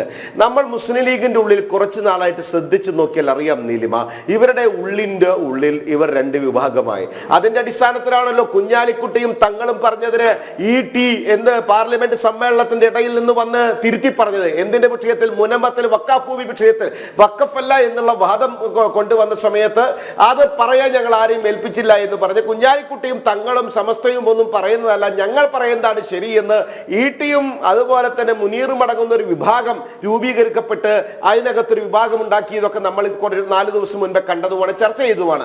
അവിടെയാണ് നമ്മൾ ഒരു കാര്യം മനസ്സിലാക്കേണ്ടത്. മുസ്ലിം ലീഗിനകത്തും MEC ഗ്രൂപ്പ് ഉണ്ടാക്കപ്പെട്ടിരിക്കുന്നു. അതിനകത്തും തീവ്രവാദ സ്വഭാവം ബഹുമാനിക്കുകയും അംഗീകരിക്കുകയും ചെയ്യുന്ന ഒരു വിഭാഗം ഉണ്ടാകുന്നു. അവിടെയൊക്കെ നമ്മളെ ഈ നാട് വലിയ പ്രതിസന്ധിയിലേക്ക് പോകുന്നു എന്നുള്ളതാണ് നമ്മൾ ചർച്ച ചെയ്യപ്പെടേണ്ടത്. ഇവിടെ രാഷ്ട്രീയപരമായിട്ട് ഞങ്ങൾ വ്യക്തമായിട്ട് ഇതിനു മുൻപും വർഷങ്ങളായിട്ട് പറഞ്ഞു, ഞങ്ങൾക്ക് ഇതിനകത്തൊരു മുതലെടുപ്പിനും ആവശ്യമില്ല, ഞങ്ങൾക്ക് ഇതിന്റെ പേരിൽ ഒരു വോട്ടും വേണ്ട. പക്ഷെ ഞങ്ങൾ ഒരു കാര്യം കൃത്യമായി പറയാം, ഈ ദേശവിരുദ്ധ ശക്തികൾക്ക് നേരെ ഞങ്ങൾ അന്നും ഇന്നും എന്നും നാളെയും പോരാടുന്നവരാ. ഞങ്ങൾ ഇതുപോലെയുള്ള പ്രവർത്തികൾ കൃത്യമായി വീക്ഷിക്കുന്നവരാ. ആ വീക്ഷിക്കുമ്പോൾ ഏതൊരു പ്രവൃത്തിയും നോക്കിയാൽ ഇവർക്കറിയാം. ഈ നേരത്തെ പയ്യൻ പറഞ്ഞില്ലേ, ആ നേതാവ് പറഞ്ഞില്ലേ, എന്താ പറഞ്ഞേ? ഹരീഷ് എന്ന ഹൈന്ദവ നാമധാരി. ആ തട്ടിപ്പ് നിങ്ങൾ മനസ്സിലാക്കണം, ആ തട്ടിപ്പ് നിങ്ങൾ മനസ്സിലാക്കണം. എല്ലാറ്റിന്റെയും ഉല്ലാസ് ബാബു, വെൽഫെയർ പാർട്ടിയിലും ഉണ്ട് ഒരു അംബുജാക്ഷനുണ്ട്, SDPIയിലും ഉണ്ട് ഹിന്ദു നാമധാരികൾ. അതുകൊണ്ട് അതിന്റെ സ്വഭാവം മാറണമെന്നില്ലല്ലോ. ഹരീച്ചന്മാരൊക്കെ ഇവർ കൊണ്ടു നടക്കും. ഇവർ കൊണ്ടു നടന്ന് ആ ഹിന്ദു നാമധാരി എന്നും പറഞ്ഞ് ഇവർ ഈ അഭ്യാസങ്ങളൊക്കെ നടത്തും. എന്തായിരുന്നു നിങ്ങൾ നീലിമ ഈ വിഷയം ചോദിച്ച സമയത്ത്, നീലിമയോട് ഞാനൊരു അപേക്ഷ വെക്കുന്നു, നീലിമയോ ഈ വിഷയം ചോദിച്ച സമയത്ത് ഈ മുസ്ലിം ലീഗിന്റെ പ്രതിനിധിയായിട്ട് വന്നിട്ടുള്ള നേതാവ് എന്താ പറഞ്ഞത്? ആദ്യം അവിടെ എന്നെ പഠിപ്പിക്കാൻ വന്നത് ഹരീഷ് എന്ന ഹിന്ദു നാമധാരിയായിരുന്നു. നീലിമ ഒരു ചോദ്യം തിരിച്ചു ചോദിച്ചു, ഈ വിഷയത്തിൽ ഈ MEC 7 എന്ന് പറയപ്പെടുന്ന കൂട്ടായ്മയിൽ ഏറ്റവും കൂടുതലുള്ളത് ഏത് മതവിഭാഗത്തിന്റെ ആളാണ് എന്ന്. അവിടെ ജനൻ TV അദ്ദേഹം മുന്നിൽ നിർത്തി, അവിടെ നീലിമയെ മുന്നിൽ നിർത്തി. എന്നിട്ട് പറഞ്ഞു, ഞാനിത് മതം കാണുന്നില്ല. ആരാണ്? നീലിമയാണോ പറഞ്ഞത്? ജനൻ TV ആണോ ഈ വിഷയം ഉന്നയിച്ചത്? RSSോ BJPയോ സംഘപരിവാർ പ്രസ്ഥാനങ്ങളാണോ ഈ വിഭാഗം കൊണ്ടുവന്നത്? അല്ല സർ, ഇത് മുന്നിൽ കൊണ്ടുവന്നത് നിങ്ങളുടെ വിഭാഗത്തിൽ തന്നെ ഈ കൂട്ടായ്മ ശ്രമിക്കുന്നുണ്ട്. ഷാക്കിർ, ഈ ചോദ്യങ്ങൾക്കെല്ലാം വളരെ കൃത്യമായ മറുപടിയാണ് കേരള സമൂഹം ഇന്ന് പ്രതീക്ഷിക്കുന്നത് ലീഗിൽ നിന്ന്. ഷാക്കിർ, ഉല്ലാസ് ബാബു, റെജി ലൂക്കോസ്, ഈ പിന്നെ നമ്മളെ മാതൃഭൂമി ചാനൽ പറഞ്ഞില്ലേ, മാതൃഭൂമി ചാനലിൽ ഈ വിഷയം ഉണ്ടായിരുന്നല്ലോ.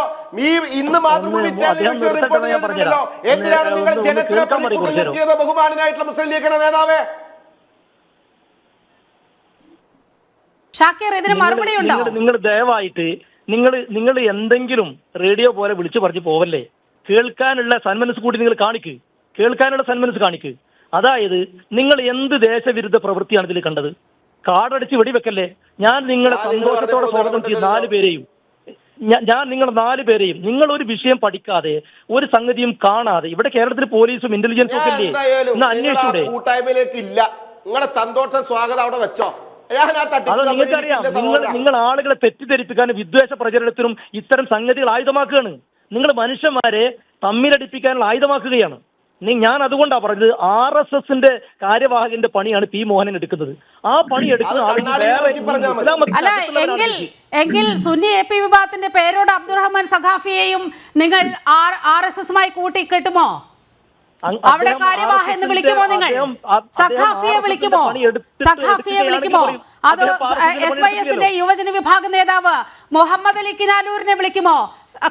RSSന്റെ കാര്യവാഹ എന്ന് ജനം TV ഇപ്പൊ ഈ വിഷയം ചർച്ചക്കെടുക്കാൻ കാരണമായത് ഈ പറയപ്പെട്ട പേരുകളാണെങ്കിൽ അവർ RSSന്റെ പണി എടുക്കുകയാണെന്ന് പറയേണ്ടി വരും. ഒരു സംശയമില്ല. അതിനെന്താ സംശയം? നിങ്ങൾ മനസ്സിലാക്കണ്ടേ? ഇത് വളരെ പരസ്യമായി ഈ കേരളത്തിലെ തെരുവോരങ്ങളിൽ, ഗ്രൗണ്ടുകളിൽ ഒക്കെ ഇതേപോലെ വ്യായാമങ്ങൾ നടത്തുമ്പോൾ അത് തീവ്രവാദം, റെഡ് ആർമി അല്ലെങ്കിൽ CPMന്റെ ആളുകൾ ക്രൂരമായി മനുഷ്യനെ വെട്ടിക്കൊല്ലുന്നതിന് കുഴപ്പമില്ല. ആളുകൾ ആരോഗ്യ പ്രശ്നം സൂക്ഷിക്കുന്നതിൽ നിങ്ങൾക്ക് ഭയങ്കര ആശങ്കയാണ്. ഷാക്കിറെ, നമ്മൾ ഉന്നയിച്ച വിഷയത്തിലേക്ക് ഒന്ന് വരൂ ദയവ് ചെയ്ത്. എന്താ വേണ്ട പറഞ്ഞോളി. താങ്കൾ പങ്കെടുക്കുന്ന ഈ കൂട്ടായ്മയിൽ ഏത് സമുദായത്തിൽ നിന്നുള്ള ആളുകളാണ് ഏറ്റവും അധികം പങ്കെടുക്കുന്നത്?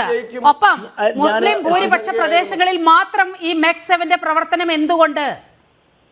അതിനൊരു മറുപടി പറയാൻ കഴിയില്ലേ? ഞാൻ നേരത്തെ പറഞ്ഞല്ലോ, ഇതിൽ ഏത് സമുദായമാണ് കൂടുതൽ പങ്കെടുക്കുക എനിക്കറിയില്ല. ഞാൻ എണ്ണി നോക്കില്ല. എന്റെ നാട്ടില് ഞങ്ങൾ ഈ പരിസരത്തുള്ള എല്ലാ ആളുകളും മതവും ജാതിയും രാഷ്ട്രീയവും ഒന്നും നോക്കാതെ ഇപ്പൊ ഈ മോഹനൻ മാസ്റ്റർ CPMകാരായിട്ടുള്ള മൂത്ത സഖാക്കന്മാർ പങ്കെടുക്കുന്നുണ്ട് ഇതില്. നിങ്ങൾ എന്തിനാണ് ഒരു നല്ല മനുഷ്യരുടെ ആരോഗ്യത്തെ സംരക്ഷിക്കാനുള്ള ഒരു വ്യായാമത്തെ ഈ രീതിയിൽ തെറ്റിദ്ധരിപ്പിക്കുന്നത്? എന്തിനാണെന്ന് എനിക്ക് മനസ്സിലാവുന്നില്ല. മറുപടി പറയണ്ടേ? ശ്രീ റെജി ലൂക്കോസ്, ഈ വിഷയം ഉന്നയിച്ച CPMനെ ഈ ഷാക്കിർ വിശേഷിപ്പിച്ചതെല്ലാം താങ്കൾ ശ്രദ്ധിച്ചു കാണുമല്ലോ. തീർച്ചയായിട്ടും എനിക്ക് അല്പം സമയം തന്നെ. ഞാൻ അത്ഭുതത്തോടെയും കൗതുകത്തോടെയാണ് ബഹുമാനപ്പെട്ട ഷാക്കിറിന്റെ വാദഗതികളെ കേട്ടോണ്ടിരുന്നത്. ഞാൻ ഒറ്റ ചോദ്യം ചോദിക്കുന്നുള്ളൂ, നമ്മൾ ഈ സബ്ജക്ട് എന്താണെന്നുള്ള അങ്ങ് മനസ്സിലാക്കിയിട്ട് വേണമായിരുന്നു മറുപടി പറയാനായിട്ട്. അങ്ങ് ഇപ്പൊ പറഞ്ഞ 2-3 വാദഗതികള് തികച്ചും ന്യായമാണെന്ന് എനിക്ക് തോന്നുന്നു. എന്താണ് മനുഷ്യന്റെ ആരോഗ്യത്തെ സംരക്ഷിക്കാൻ വേണ്ടിയിട്ട് ഒരു കൂട്ടായ്മ നിങ്ങൾ എന്തിനാണ് ഈ ചിത്രീകരിക്കുന്ന ചോദ്യം? അത് ഞാൻ ഉൾക്കൊള്ളുന്നു. പക്ഷേ പ്രശ്നം അവിടെ നിൽക്കുന്നില്ലല്ലോ. പ്രശ്നം എന്താണ്? പ്രശ്നം നിരോധിക്കപ്പെട്ട പോപ്പുലർ ലിബറൽ ഫ്രണ്ടിന്റെ സംഘാടകരുടെ നേതൃത്വത്തിലുള്ള 2 വ്യക്തികള് ആണ് അവരുടെ വാട്സാപ്പ് ഞാൻ കംപ്ലീറ്റ് ചെയ്തത്.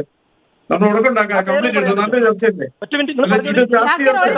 ഒരു സെക്കൻഡ് ക്ഷമ കാണിക്കൂ. റെജി ലൂക്കോസ് ഒന്ന് പറഞ്ഞു തീർക്കട്ടെ.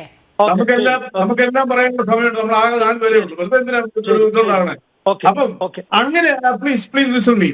അങ്ങനെയുള്ള ഒരു ഇതിനെ കുറിച്ച് പൊടുന്നതിന് 2 വർഷം കൊണ്ട് 10 വർഷം നിശബ്ദമായിരുന്ന ഒരു പ്രസ്ഥാനം പൊടുന്നതിന് 2 വർഷം കൊണ്ട് 1 രൂപ പോലും ഈ പരിപാടിക്ക് ആരോടും കളക്ട് ചെയ്യാതുകൊണ്ട് ദേശവ്യാപകമായ രാജ്യാന്തര തലത്തിലേക്ക് പോലും ഇതിന്റെ വേരുകൾ പടർന്നു വന്നിരിച്ചപ്പോൾ ഇങ്ങനെയുള്ള ബാഗിലുണ്ടെന്നുള്ളത് ചൂണ്ടിക്കാണിച്ചപ്പോൾ അങ്ങനെയാണെന്നുണ്ടെങ്കിൽ തീർച്ചയായിട്ടും അത് സർക്കാർ അന്വേഷിച്ചിട്ട് അതിനകത്ത് ശരിയോ തെറ്റോ കൊണ്ട് കണ്ടുപിടിക്കേണ്ടതല്ലേ അങ്ങ് പറയേണ്ടത്? അങ്ങ് എന്തിനാണ് അന്ധമായിട്ട് ഈ ആരോപണത്തിനെ എതിർക്കുന്നത്? അതിൽ നിന്ന് ഒരു കാര്യം വളരെ വ്യക്തമല്ലേ, മുസ്ലിം ലീഗിന്റെ ദേശീയ തലത്തിൽ പ്രവർത്തിക്കുന്ന ഒരു യൂത്ത് ലീഗിന്റെ നേതാവായ അങ്ങ് ഇത്തരം കാര്യങ്ങൾ എന്തിനാ അസ്വസ്ഥനാകുന്നത്? ഇത് നമ്മുടെ രാജ്യത്തിന്റെ അഖണ്ഡമായ രാജ്യത്തിന്റെ സുരക്ഷയെ ബാധിക്കുന്ന വിഷയങ്ങളല്ലേ? എന്തായാലും എന്തുകൊണ്ടാണ് കോൺഗ്രസ് നിരോധിച്ചത്? എന്തുകൊണ്ട് അത് ഈ രാജ്യത്ത് നിലനിർത്താൻ പറ്റാത്ത അല്ല ഷാക്കിർ, ഞാൻ സംസാരിച്ചിരിക്കട്ടെ, താങ്കൾ പറയുമ്പോൾ ഞാൻ ഉണ്ടായിരിക്കാം. ഈ രാജ്യത്ത് പ്രവർത്തിക്കാൻ പറ്റാത്ത രീതിയിലുള്ള മത തീവ്രവാദ പ്രസ്ഥാനമായതുകൊണ്ടല്ലേ രാജ്യം അതിനെ നിരോധിച്ചത്? ഇത് ഞാൻ മറ്റു പല ഞാൻ ഈ ബംഗ്ലാദേശിലേക്ക് ഒന്നും പോകുന്നില്ല, ഞാൻ ഇതിൽ മാത്രം ലൊക്കേറ്റ് ചെയ്യുക. അപ്പോൾ താങ്കൾ പറയേണ്ടത് എന്താണ്? ഇങ്ങനൊരു ആരോപണം ഉത്തരവാദിത്തപ്പെട്ട കേരളത്തിലെ ഏറ്റവും ഉത്തരവാദിത്തപ്പെട്ട രാഷ്ട്രീയ പ്രസ്ഥാനത്തിന്റെ കോഴിക്കോട് ജില്ലാ സെക്രട്ടറി ഈ ആരോപണമായിട്ട് രംഗത്ത് വന്നപ്പോൾ നിങ്ങൾ അദ്ദേഹത്തിന് RSSന്റെ പ്രചാരണത്തിന് ചാപ്പ കുത്തിയത്? ഇത് അന്വേഷിക്കാൻ പറയാനുള്ളത് ധാർമ്മിക താങ്കൾക്ക് വേണ്ടേ? ഒറ്റ ഉദാഹരണം ഞാൻ പറയാം. കണ്ണൂരിലെ പൈതൽമലയുടെ നെറുകയിൽ അങ്ങ് കൊടുമുടിയിൽ 6 ICS തീവ്രവാദികൾ പ്രചരണം നടത്തിയപ്പോൾ ദേശീയ അന്വേഷണ ഏജൻസിയെ വിവരം അറിയിച്ച് കേരള പോലീസ് അന്നത്തെ DYSP കണ്ണൂർ സൈലം പോയി സാഹസ്യമാണ് ഇവരെ പിടിച്ച് അറസ്റ്റ് ചെയ്തു. മണ്ണാർക്കാട് എന്ന് പറഞ്ഞ സ്ഥലമുണ്ട്, ആ മണ്ണാർക്കാടിന് തൊട്ടടുത്ത ഗ്രാമത്തിൽ ഒരു ശ്രീലങ്കൻ IS തീവ്രവാദിയായ ഒരു മലയാളി ഒരു കാസറ്റ് കട നടത്തുന്നുണ്ട്. അയാളെ രാത്രി 1 മണിക്ക് പോയി പിടിച്ചാണെന്നറിയോ? ഇതേ കേരള പോലീസും ദേശീയ അന്വേഷണ ഏജൻസിയോട് സംയുക്തമായിട്ടാ. നിങ്ങൾക്ക് ആർക്കെങ്കിലും തള്ളി പറയാൻ പറ്റുമോ, നിരവരാജ് പറയാൻ പറ്റുമോ? അപ്പൊ നമ്മൾ ആദ്യം നമ്മുടെ രാജ്യവുമായി ബന്ധപ്പെട്ട കാര്യങ്ങളെ കുറിച്ച് സംസാരിക്കുമ്പോൾ അസ്വസ്ഥനാകരുത്. താങ്കൾ വെൽക്കം ചെയ്യണം ആ അന്വേഷണത്തെ. സർക്കാർ അന്വേഷിക്കട്ടെ. ഇപ്പൊ താങ്കൾക്ക് ഉറപ്പുണ്ട് ഇതൊരു മതപരമായ രീതിയിലുള്ള ബ്രെയിൻ വാഷിങ്ങിനുള്ള അല്ല, ഒരു ശാരീരികമായിട്ടുള്ള ഒരു പോസിറ്റീവ് എനർജി രാവിലെ തരുന്ന ഒരു എക്സസൈസ് ആണെന്നുണ്ടെങ്കിൽ താങ്കൾ ഇതിനെതിരെ സംശയിച്ച് ഇങ്ങനെ അസ്വസ്ഥരാകുന്നത് അന്വേഷിക്കണ്ടേ? നിങ്ങളെ ക്ഷണിച്ചല്ലോ, സ്വാഗതം ചെയ്തല്ലോ. നിങ്ങൾ 4 പേരെ ക്ഷണിച്ചു, സന്തോഷത്തോടെ സ്വാഗതം ചെയ്ത്.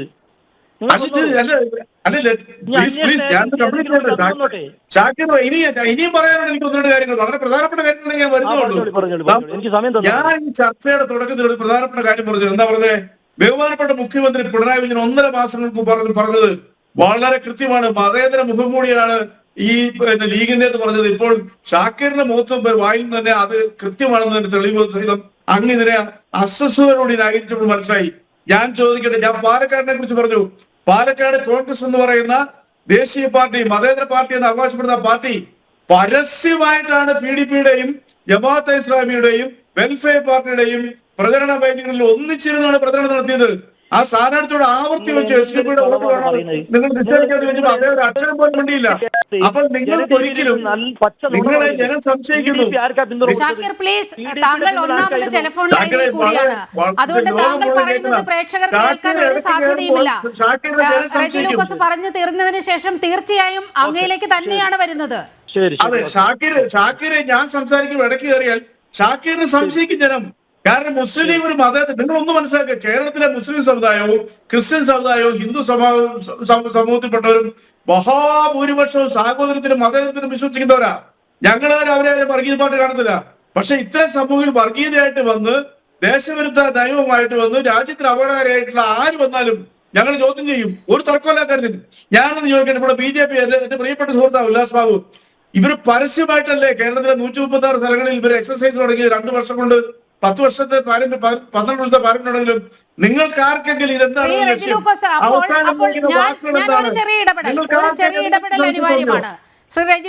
ഒരു ചെറിയ ഇടപെടൽ അനിവാര്യമാണ്. പി മോഹനൻ ഈ വിഷയം പറഞ്ഞിട്ട് എത്ര ദിവസമായി?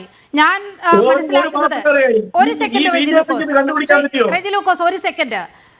ഈ പി മോഹനൻ ഇക്കാര്യം പറഞ്ഞത് കണ്ണൂരിലാണ് എന്നാണ് ഞാൻ മനസ്സിലാക്കുന്നത്. അതിപ്പോഴാണ് മാധ്യമങ്ങളെല്ലാം എടുത്ത് ഇത്തരത്തിൽ വലിയ പ്രചാരണം കൊടുത്തത്. അദ്ദേഹം പറഞ്ഞിട്ട് തന്നെ എത്ര നാളായി? കണ്ണൂരിലെ ഒരു പാർട്ടി പരിപാടിക്കിടയിലാണ് വളരെ കൃത്യമായി ഈ ഒരു ആശങ്ക, ഈ MEC7 പിന്നിൽ പോപ്പുലർ ഫ്രണ്ട് ആണ് എന്നുള്ള ആശങ്ക പങ്കുവച്ചത്. നോക്കൂ, 2 വർഷത്തിനിടയിൽ ഇത് കൂണ് പോലെ മുളച്ചു പൊന്തുന്ന ഒരു സാഹചര്യമുണ്ടായി. ഈ കോവിഡിന് ശേഷം ഈ പ്രത്യേക ചില ജില്ലകൾ കേന്ദ്രീകരിച്ചുകൊണ്ട് ടർഫുകൾ ഉയർന്നു വന്നിരുന്നു. അനിയന്ത്രിതമായ രീതിയിൽ ടർഫുകൾ ഉയർന്നു വന്നിരുന്നു. ഇതെല്ലാം രാജ്യസുരക്ഷയ്ക്ക് ഭീഷണിയാകുന്ന തരത്തിലാണ് എന്ന് പല തരത്തിലും പല കോണുകളിൽ നിന്നും മുന്നറിയിപ്പുണ്ടായിരുന്നു. പക്ഷേ പോലീസ് എന്ത് ചെയ്തു? കേരള പോലീസ് എന്ത് ചെയ്തു? ഇപ്പോൾ 1000-ത്തിലധികം യൂണിറ്റുകൾ MEC7 ഉണ്ട് എന്നാണ് പറയുന്നത്. ഇവിടുത്തെ പോലീസ് എന്ത് ചെയ്യുകയാണ്? മറുപടി ഉണ്ട്. എന്താ അറിയോ? നിങ്ങൾക്കുള്ള മറുപടി ഇതാണ്. ദേശീയ അന്വേഷണ ഏജൻസി എന്ന് പറഞ്ഞ ഒരു പ്രസ്ഥാനമുണ്ട്, രാജ്യവ്യാപകമായിട്ട് രാജ്യം സൃഷ്ടിക്ക് വേണ്ടിയിട്ടുള്ള. ഈ ദേശീയ അന്വേഷണ ഏജൻസിക്ക് ഇതിനെക്കുറിച്ചൊന്ന് അന്വേഷിക്കാൻ തോന്നിയോ ഇങ്ങനെ ഒരു കൂട്ടായ്മ വന്നപ്പോൾ? എന്നാൽ നിരീക്ഷിച്ച് പൊടുന്ന 2 വർഷം കൊണ്ട് നടക്കുന്ന ഈ പ്രസ്ഥാനത്തെ അതിന്റെ വാട്സാപ്പ് അഡ്മിനെ എല്ലാം ഫൈൻഡ് ഔട്ട് ചെയ്ത് ഇത് ഉദ്ദേശിച്ച് വേറെയാണെന്ന് ഏകദേശം ബോധ്യമായതിന്റെ പേരിൽ തുറന്ന് പഠിച്ച് സംസാരിച്ചതാരാ? അത് CPM-ന്റെ നേതാവാണ്. അങ്ങനെ ഒരു നിലപാടോ അങ്ങനെ ഒരു ആർജവത്തോ അല്ല ഇതൊന്നും അന്വേഷിക്കാൻ പോലുള്ള തോന്നലോ ഈ BJP RSS-കാർക്ക് തോന്നിയിട്ടുണ്ടോ? ഇല്ലല്ലോ. അവരിതിനെ ഇപ്പൊ നമ്മളെ കുറ്റപ്പെടുത്തുമല്ലേ? അപ്പൊ അതാണ് പറയുന്നത്, ഈ രാജ്യത്തിന്റെ സുരക്ഷയ്ക്കും ഈ രാജ്യത്തെ മത തീവ്രവാദികൾക്കെതിരെ ശക്തമായ നിലപാടെടുക്കുന്ന ഒറ്റ പാർട്ടി ഇന്ന് ഈ സംസ്ഥാനത്ത് CPM മാത്രമേ ഉള്ളൂ. ഒരു തർക്കമില്ല. അതിന്റെ പ്രത്യക്ഷ ഉദാഹരണമല്ലേ ഇത്. ഇപ്പൊ ഉല്ലാസ് ബാബു എന്റെ നല്ലൊരു സുഹൃത്താ. ഉല്ലാസ് ഇതിനകത്ത് അവരെ കുറ്റപ്പെടുന്നതിനേക്കാൾ CPM-നെ കുറ്റപ്പെടുത്തുക. ദേശീയ അന്വേഷണ ഏജൻസി എവിടെയായിരുന്നു? അവരല്ലേ കേരള സംസ്ഥാന സർക്കാരിനേക്കാൾ പവർഫുൾ ആയിട്ടുള്ളത്. ഒബ്സർവേഷൻ മൈൻഡഡ് ആയിട്ട് രാജ്യം മുഴുവനും പ്രവർത്തിക്കുന്ന ഒരു ഏജൻസി അല്ലേ? നിങ്ങൾക്ക് കണ്ടുപിടിക്കാൻ പറ്റുമോ? ഇല്ലല്ലോ. പക്ഷെ ഞങ്ങള് പാർട്ടിയെ നിരീക്ഷിച്ചു, ഇത് അപകടകരമായ പോക്കാണെന്ന് മനസ്സിലാക്കി. മോഹനമാഷ് പറഞ്ഞെന്താ? അത് അന്വേഷിക്കണം. ഇനി ഇവര് വർഗീയപരമായിട്ട് ചേരുന്നതിന് വേണ്ടി ബുദ്ധിമുട്ട്. ജപ്പാനിൽ ആംഷ എന്ന് പറയുന്ന ആള് 1982 ഉണ്ടാക്കിയ ഒരു സംഭവമുണ്ട്. നിരോധനത്തിലേക്ക് എത്തിയ ആ റെയ്ഡ് ഒക്കെ താങ്കൾ ഓർക്കുന്നുണ്ടോ? ആ റെയ്ഡ് ഇരുട്ടി വെളുക്കുന്നതിന് മുമ്പ് ഇവിടെ എല്ലാ പോപ്പുലർ ഫ്രണ്ട് നേതാക്കളെയും പിടിച്ചുകൊണ്ടുപോയ ഒരു സംഭവം താങ്കൾ ഓർക്കുന്നുണ്ടോ? ഇവിടെ കേരള പോലീസിനെ വിവരമറിയിച്ചാൽ ഒരൊറ്റ PFIക്കാരനെയും പിടിക്കാൻ NIAക്ക് കിട്ടില്ലായിരുന്നു. അതുകൊണ്ട് തന്നെയാണ് കേരള പോലീസിനെ വിവരമറിയിക്കാതെ അന്ന് NIA സകല എണ്ണത്തിനെയും തൂക്കിപ്പറത്ത് എടുത്തു പോയത്. നീലിമേ, ഒരു കാര്യം ഒരു പാർട്ടിക്കെതിരെ ആരോപിക്കുമ്പോൾ നിങ്ങൾ അതിനെക്കുറിച്ച് സൂക്ഷ്മ നിരീക്ഷണം നടത്തിയിട്ടുള്ള ആരോപിക്കാനായിട്ട് ഇന്ത്യയിൽ ഏറ്റവും സമാനത്തോടെ ഇരിക്കുന്ന കേരളത്തിൽ വിധ്വംസക പ്രവർത്തകരുടെ കൈക്ക് വിലങ്ങ് വെക്കുകയും വെടിവെച്ച് താഴെ ഇടുകയും ചെയ്ത് ആരെന്നറിയോ? ഈ കേരള സംസ്ഥാന പോലീസാണ്. സംശയത്തിന് നിഴലിൽ, സംശയത്തിന് മാത്രമല്ല, വളരെ കൃത്യമായ ഒബ്സർവേഷനോട് ജയിലിൽ പിടിച്ചിട്ട് ആരാ? ഇവിടുത്തെ CPM രാഷ്ട്രീയ പ്രസ്ഥാന. ആ രാഷ്ട്രീയ പ്രസ്ഥാനത്തിന്റെ ഉദ്ദേശശുദ്ധിയെ ഇത്തരം തീവ്രവാദികളുടെ CPMന്റെ രാഷ്ട്രീയ ഉദ്ദേശശുദ്ധിയെ സംശയിക്കരുതെന്നാണ് റെജി ലൂക്കോസ് പറയുന്നത്. ശ്രീ ഉല്ലാസ് ബാബു, ഈ പോപ്പുലർ ഫ്രണ്ടിന്റെ നിരോധനത്തിലേക്ക് എത്തിയ കാര്യങ്ങൾ നമുക്കറിയാം. ഒപ്പം ഈ പോപ്പുലർ ഫ്രണ്ട് നേതാക്കളുടെയൊക്കെ സ്വത്ത് കണ്ടുകെട്ടണം, പാർട്ടി ഓഫീസുകൾ കണ്ടുകെട്ടണമെന്ന് വളരെ കൃത്യമായി കോടതിയിൽ നിന്ന് ഉത്തരവുണ്ടായിട്ട് അത് എത്രയോ കാലം ദീർഘിപ്പിച്ചവരാണ്. ആ ഉദ്ദേശശുദ്ധിയെ അങ്ങനെ അങ്ങ് നിഷ്കളങ്കമായി നമ്മൾ സ്വീകരിക്കണോ?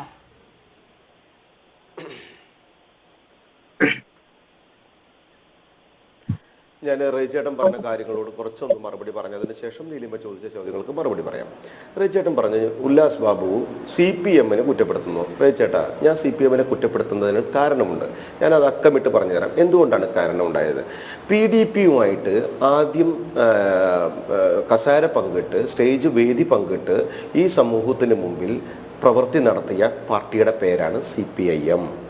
തൊട്ട് മുൻപേ നീലിമ ചോദിച്ച PFI നിരോധനവുമായി ബന്ധപ്പെട്ടും അവിടെ നടക്കുന്ന ദേശവിരുദ്ധ പ്രവർത്തനങ്ങളുടെ ഭാഗവുമായിട്ട് കേന്ദ്ര ഏജൻസികൾ കൃത്യമായി ഇന്റലിജൻസ് റിപ്പോർട്ടിന്റെ അടിസ്ഥാനത്തിൽ അന്വേഷണം നടത്തി അതിൻ്റെ സെല്ലുകളെ പൂട്ടിയിടുന്നതിൻ്റെ പേരിൽ അതിനുവേണ്ടിയുള്ള റെയ്ഡുകൾ നടത്തിയപ്പോൾ അവർക്ക് ദോഷകരമാകാത്ത രീതിയിലും വേദനിക്കാത്ത രീതിയിലും ആകണം ഇടപെടൽ സമീപനമെന്ന് കേരള പോലീസിനോട് പറഞ്ഞ പാർട്ടിയുടെ നേതാവിൻ്റെ പേരാണ് ബഹുമാനനായ Shri Pinarayi Vijayan, chief minister of Kerala. അതേപോലെ തന്നെ നിരവധി വിഷയങ്ങൾ BJPയും RSSും ഈ വിഷയവുമായി ബന്ധപ്പെട്ട് ഉന്നയിക്കുന്ന സമയത്ത് RSSനെയും BJPയെയും വർഗീയവാദികളെന്ന് വിളിച്ച് ഈ മതതീവ്രവാദ ശക്തികൾക്ക് വളരാനുള്ള ഒരു വേദിയൊരുക്കിയതിൽ കമ്മ്യൂണിസ്റ്റ് മാർക്സിസ്റ്റ് പാർട്ടിക്ക് വ്യക്തമായിട്ടുള്ള പങ്കാളിത്തമുണ്ട്. ഇന്ന് അവർ അത് തിരിച്ചറിയുന്നു എന്നുള്ളതിൽ എനിക്ക് സന്തോഷമുണ്ട്. പക്ഷേ ഇതിനു മുമ്പുള്ള ചെയ്തികൾ എന്ന് പറയപ്പെടുന്നത് പരിശോധിക്കുമ്പോൾ നിങ്ങളെ തൊടാതെ ഈ വിഷയത്തിലേക്ക് വരാൻ സാധിക്കില്ല എന്നുള്ള യാഥാർത്ഥ്യം അങ്ങ് മനസ്സിലാക്കണം. രണ്ട്, മുസ്ലിം ലീഗിൻ്റെ പ്രതിനിധി പറയുന്നത് എന്താണ്? ഇന്നും ഇപ്പോഴും അവർ പറയുന്നു നിങ്ങൾക്ക് എങ്ങനെ മനസ്സിലായി? നിങ്ങളൊരു കാര്യം മനസ്സിലാക്കേണ്ട ബഹുമാനനായിട്ടുള്ള ഒരു രാഷ്ട്രീയ നേതാവാണ് താങ്കൾ, ദേശീയ തലത്തിൽ പ്രവർത്തിക്കുന്ന നേതാവാണ്. ദേശീയ തലത്തിൽ പ്രവർത്തിക്കുന്ന ഒരു നേതാവിനോട് എനിക്ക് റിക്വസ്റ്റ് ഉള്ളത്, ഇതുപോലെയുള്ള ഒരു കൂട്ടായ്മകൾ വളർന്നു വരുമ്പോൾ അതിനകത്ത് സാമ്പത്തിക ഫണ്ടിങ് ഉണ്ടാകുമ്പോൾ വെറുതെയൊന്നും ഇത് ചെയ്യില്ല എന്ന് അരിയാഹാരം കഴിക്കുന്ന മനുഷ്യർക്ക് മനസ്സിലാകും.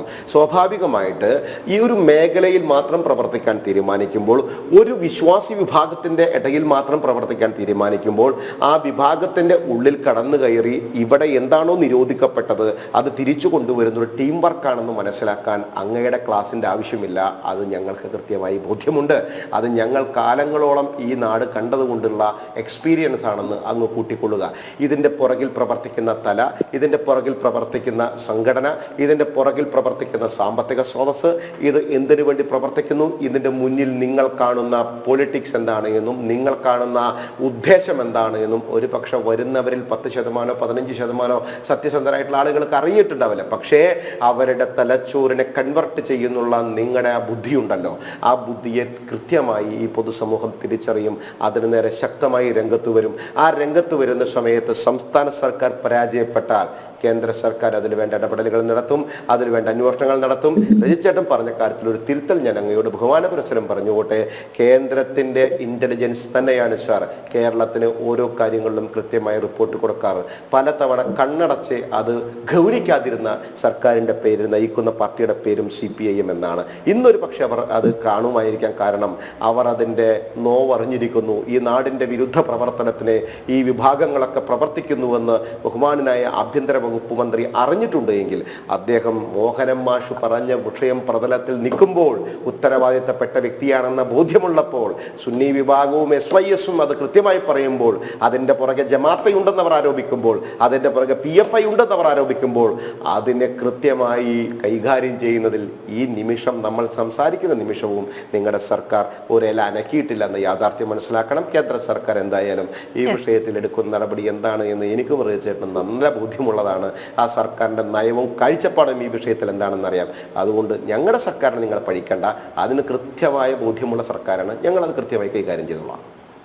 വളരെ കൃത്യമായി അക്കാര്യത്തിൽ കേന്ദ്ര സർക്കാരിൻ്റെ ഒരു ഇടപെടൽ ഉണ്ടാകുമെന്നാണ് ഉല്ലാസ് ബാബു പറഞ്ഞത്. റിട്ടയർഡ് SP ആന്റണി സാറിലേക്ക് പോവുകയാണ്. ശ്രീ ആന്റണി സാർ, ഇതിൽ വളരെ കൃത്യമായി നമുക്ക് ഒബ്സർവ് ചെയ്യാവുന്ന ചില കാര്യങ്ങളുണ്ട്. 2022 പോപ്പുലർ ഫ്രണ്ടിന് നിരോധനം വരുന്നു. ഇതിൻ്റെ തൊട്ടു പിന്നാലെയാണ് ഇത്തരത്തിൽ ഉള്ള ഈ ടർഫുകൾ കൂടുതലായി വരുന്നത്. അതുപോലെ ഈ MEC7 തന്നെ വരുന്നത് ആ ഒരു ഘട്ടത്തിലാണ്. ഇതിൻ്റെ അഡ്മിന്മാർ വളരെ കൃത്യമായി പോപ്പുലർ ഫ്രണ്ടിൻ്റെ പഴയ നേതാക്കളാണ് എന്ന് വരുമ്പോൾ ഇതിൻ്റെ ഉദ്ദേശശുദ്ധി നമ്മൾ ഒരു തരത്തിലും അതിന് ഏതെങ്കിലും വിധത്തിലുള്ള ഒരു ഉദ്ദേശശുദ്ധി ഉണ്ടെന്നൊന്നും നമ്മൾ കൽപ്പിക്കേണ്ടതില്ല എന്നാണ് മനസ്സിലാകുന്നത്. മറ്റ് വിഭാഗങ്ങളെ കൂട്ടുപിടിച്ചുകൊണ്ട് മറ്റ് മതവിഭാഗത്തിൽപ്പെടുന്നവർ ഇവിടെ വരുന്നുണ്ട് എന്നത് മാത്രം മുൻനിർത്തിക്കൊണ്ട് ഈ പ്രവർത്തനത്തിനെയൊക്കെ തടയിടാൻ കഴിയുമോ? ഇതിൽ കൃത്യമായ അന്വേഷണം നടക്കേണ്ടതല്ലേ? നീലിമ പറഞ്ഞത് ശരി തന്നെയാണ്. കാരണം ഇത് വളരെ സൂക്ഷ്മതയോടുകൂടി ചെയ്യേണ്ട ഒരു കാര്യമാണ്. കാരണം ഇത് ആരംഭിച്ചിട്ട് 2 വർഷം അല്ലെങ്കിൽ 2012 തൊട്ട് തുടങ്ങുകയാണെങ്കിൽ 12 വർഷത്തോളമായി ഇത് ആരംഭിച്ചു കഴിഞ്ഞു. പക്ഷെ ഇതില് തീവ്രവാദ സ്വഭാവമുള്ള ആളുകൾ ഉണ്ടോ ഇല്ലയോ, അല്ലെങ്കിൽ അവരാണോ ഇതിനെ നിയന്ത്രിക്കുന്നത്, അവരാണോ ഇതിന് ഫണ്ടിങ് നടത്തുന്നത്, അതല്ലെങ്കിൽ ഇത് സ്വാഭാവികമായിട്ടും ഒരു വ്യായാമ സംഘടനയാണോ എന്നുള്ളതിനെ വേർതിരിച്ചെടുക്കുവാൻ ഇവിടുത്തെ ഇന്റലിജൻസ് ഏജൻസികൾക്ക് അതിനുള്ള കഴിവുണ്ട്. ഇപ്പം നമ്മുടെ പ്രിയ സ്നേഹിതൻ ശ്രീ റജി ലൂക്കാസും ഉല്ലാസ് ബാബുവും തമ്മിൽ സംസാരിക്കുമ്പോൾ അത് കേന്ദ്രമോ കേരളമോ എന്നുള്ളതല്ല അവിടെ. ഇപ്പം സാക്കിർ പറഞ്ഞതും എല്ലാം ഉൾക്കൊണ്ടുകൊണ്ട് തന്നെ ഇതിന് വിശദമായ ഒരു പരിശോധന, ഒരു നിരീക്ഷണം, നിരന്തരമായ നിരീക്ഷണം ആവശ്യമുള്ള ഒരു സംഗതിയാണ്. കാരണം അതിലും എല്ലാവരും എല്ലാം അറിയണമെന്നില്ല. ഇതിന്റെ പിന്നിൽ പ്രവർത്തിക്കുന്ന ആളുകളുടെ ഉദ്ദേശമാണ് അറിയേണ്ടത്. ഇത് വളരെ എളുപ്പത്തിൽ തന്നെ ഇത് കണ്ടുപിടിക്കാൻ സാധിക്കും.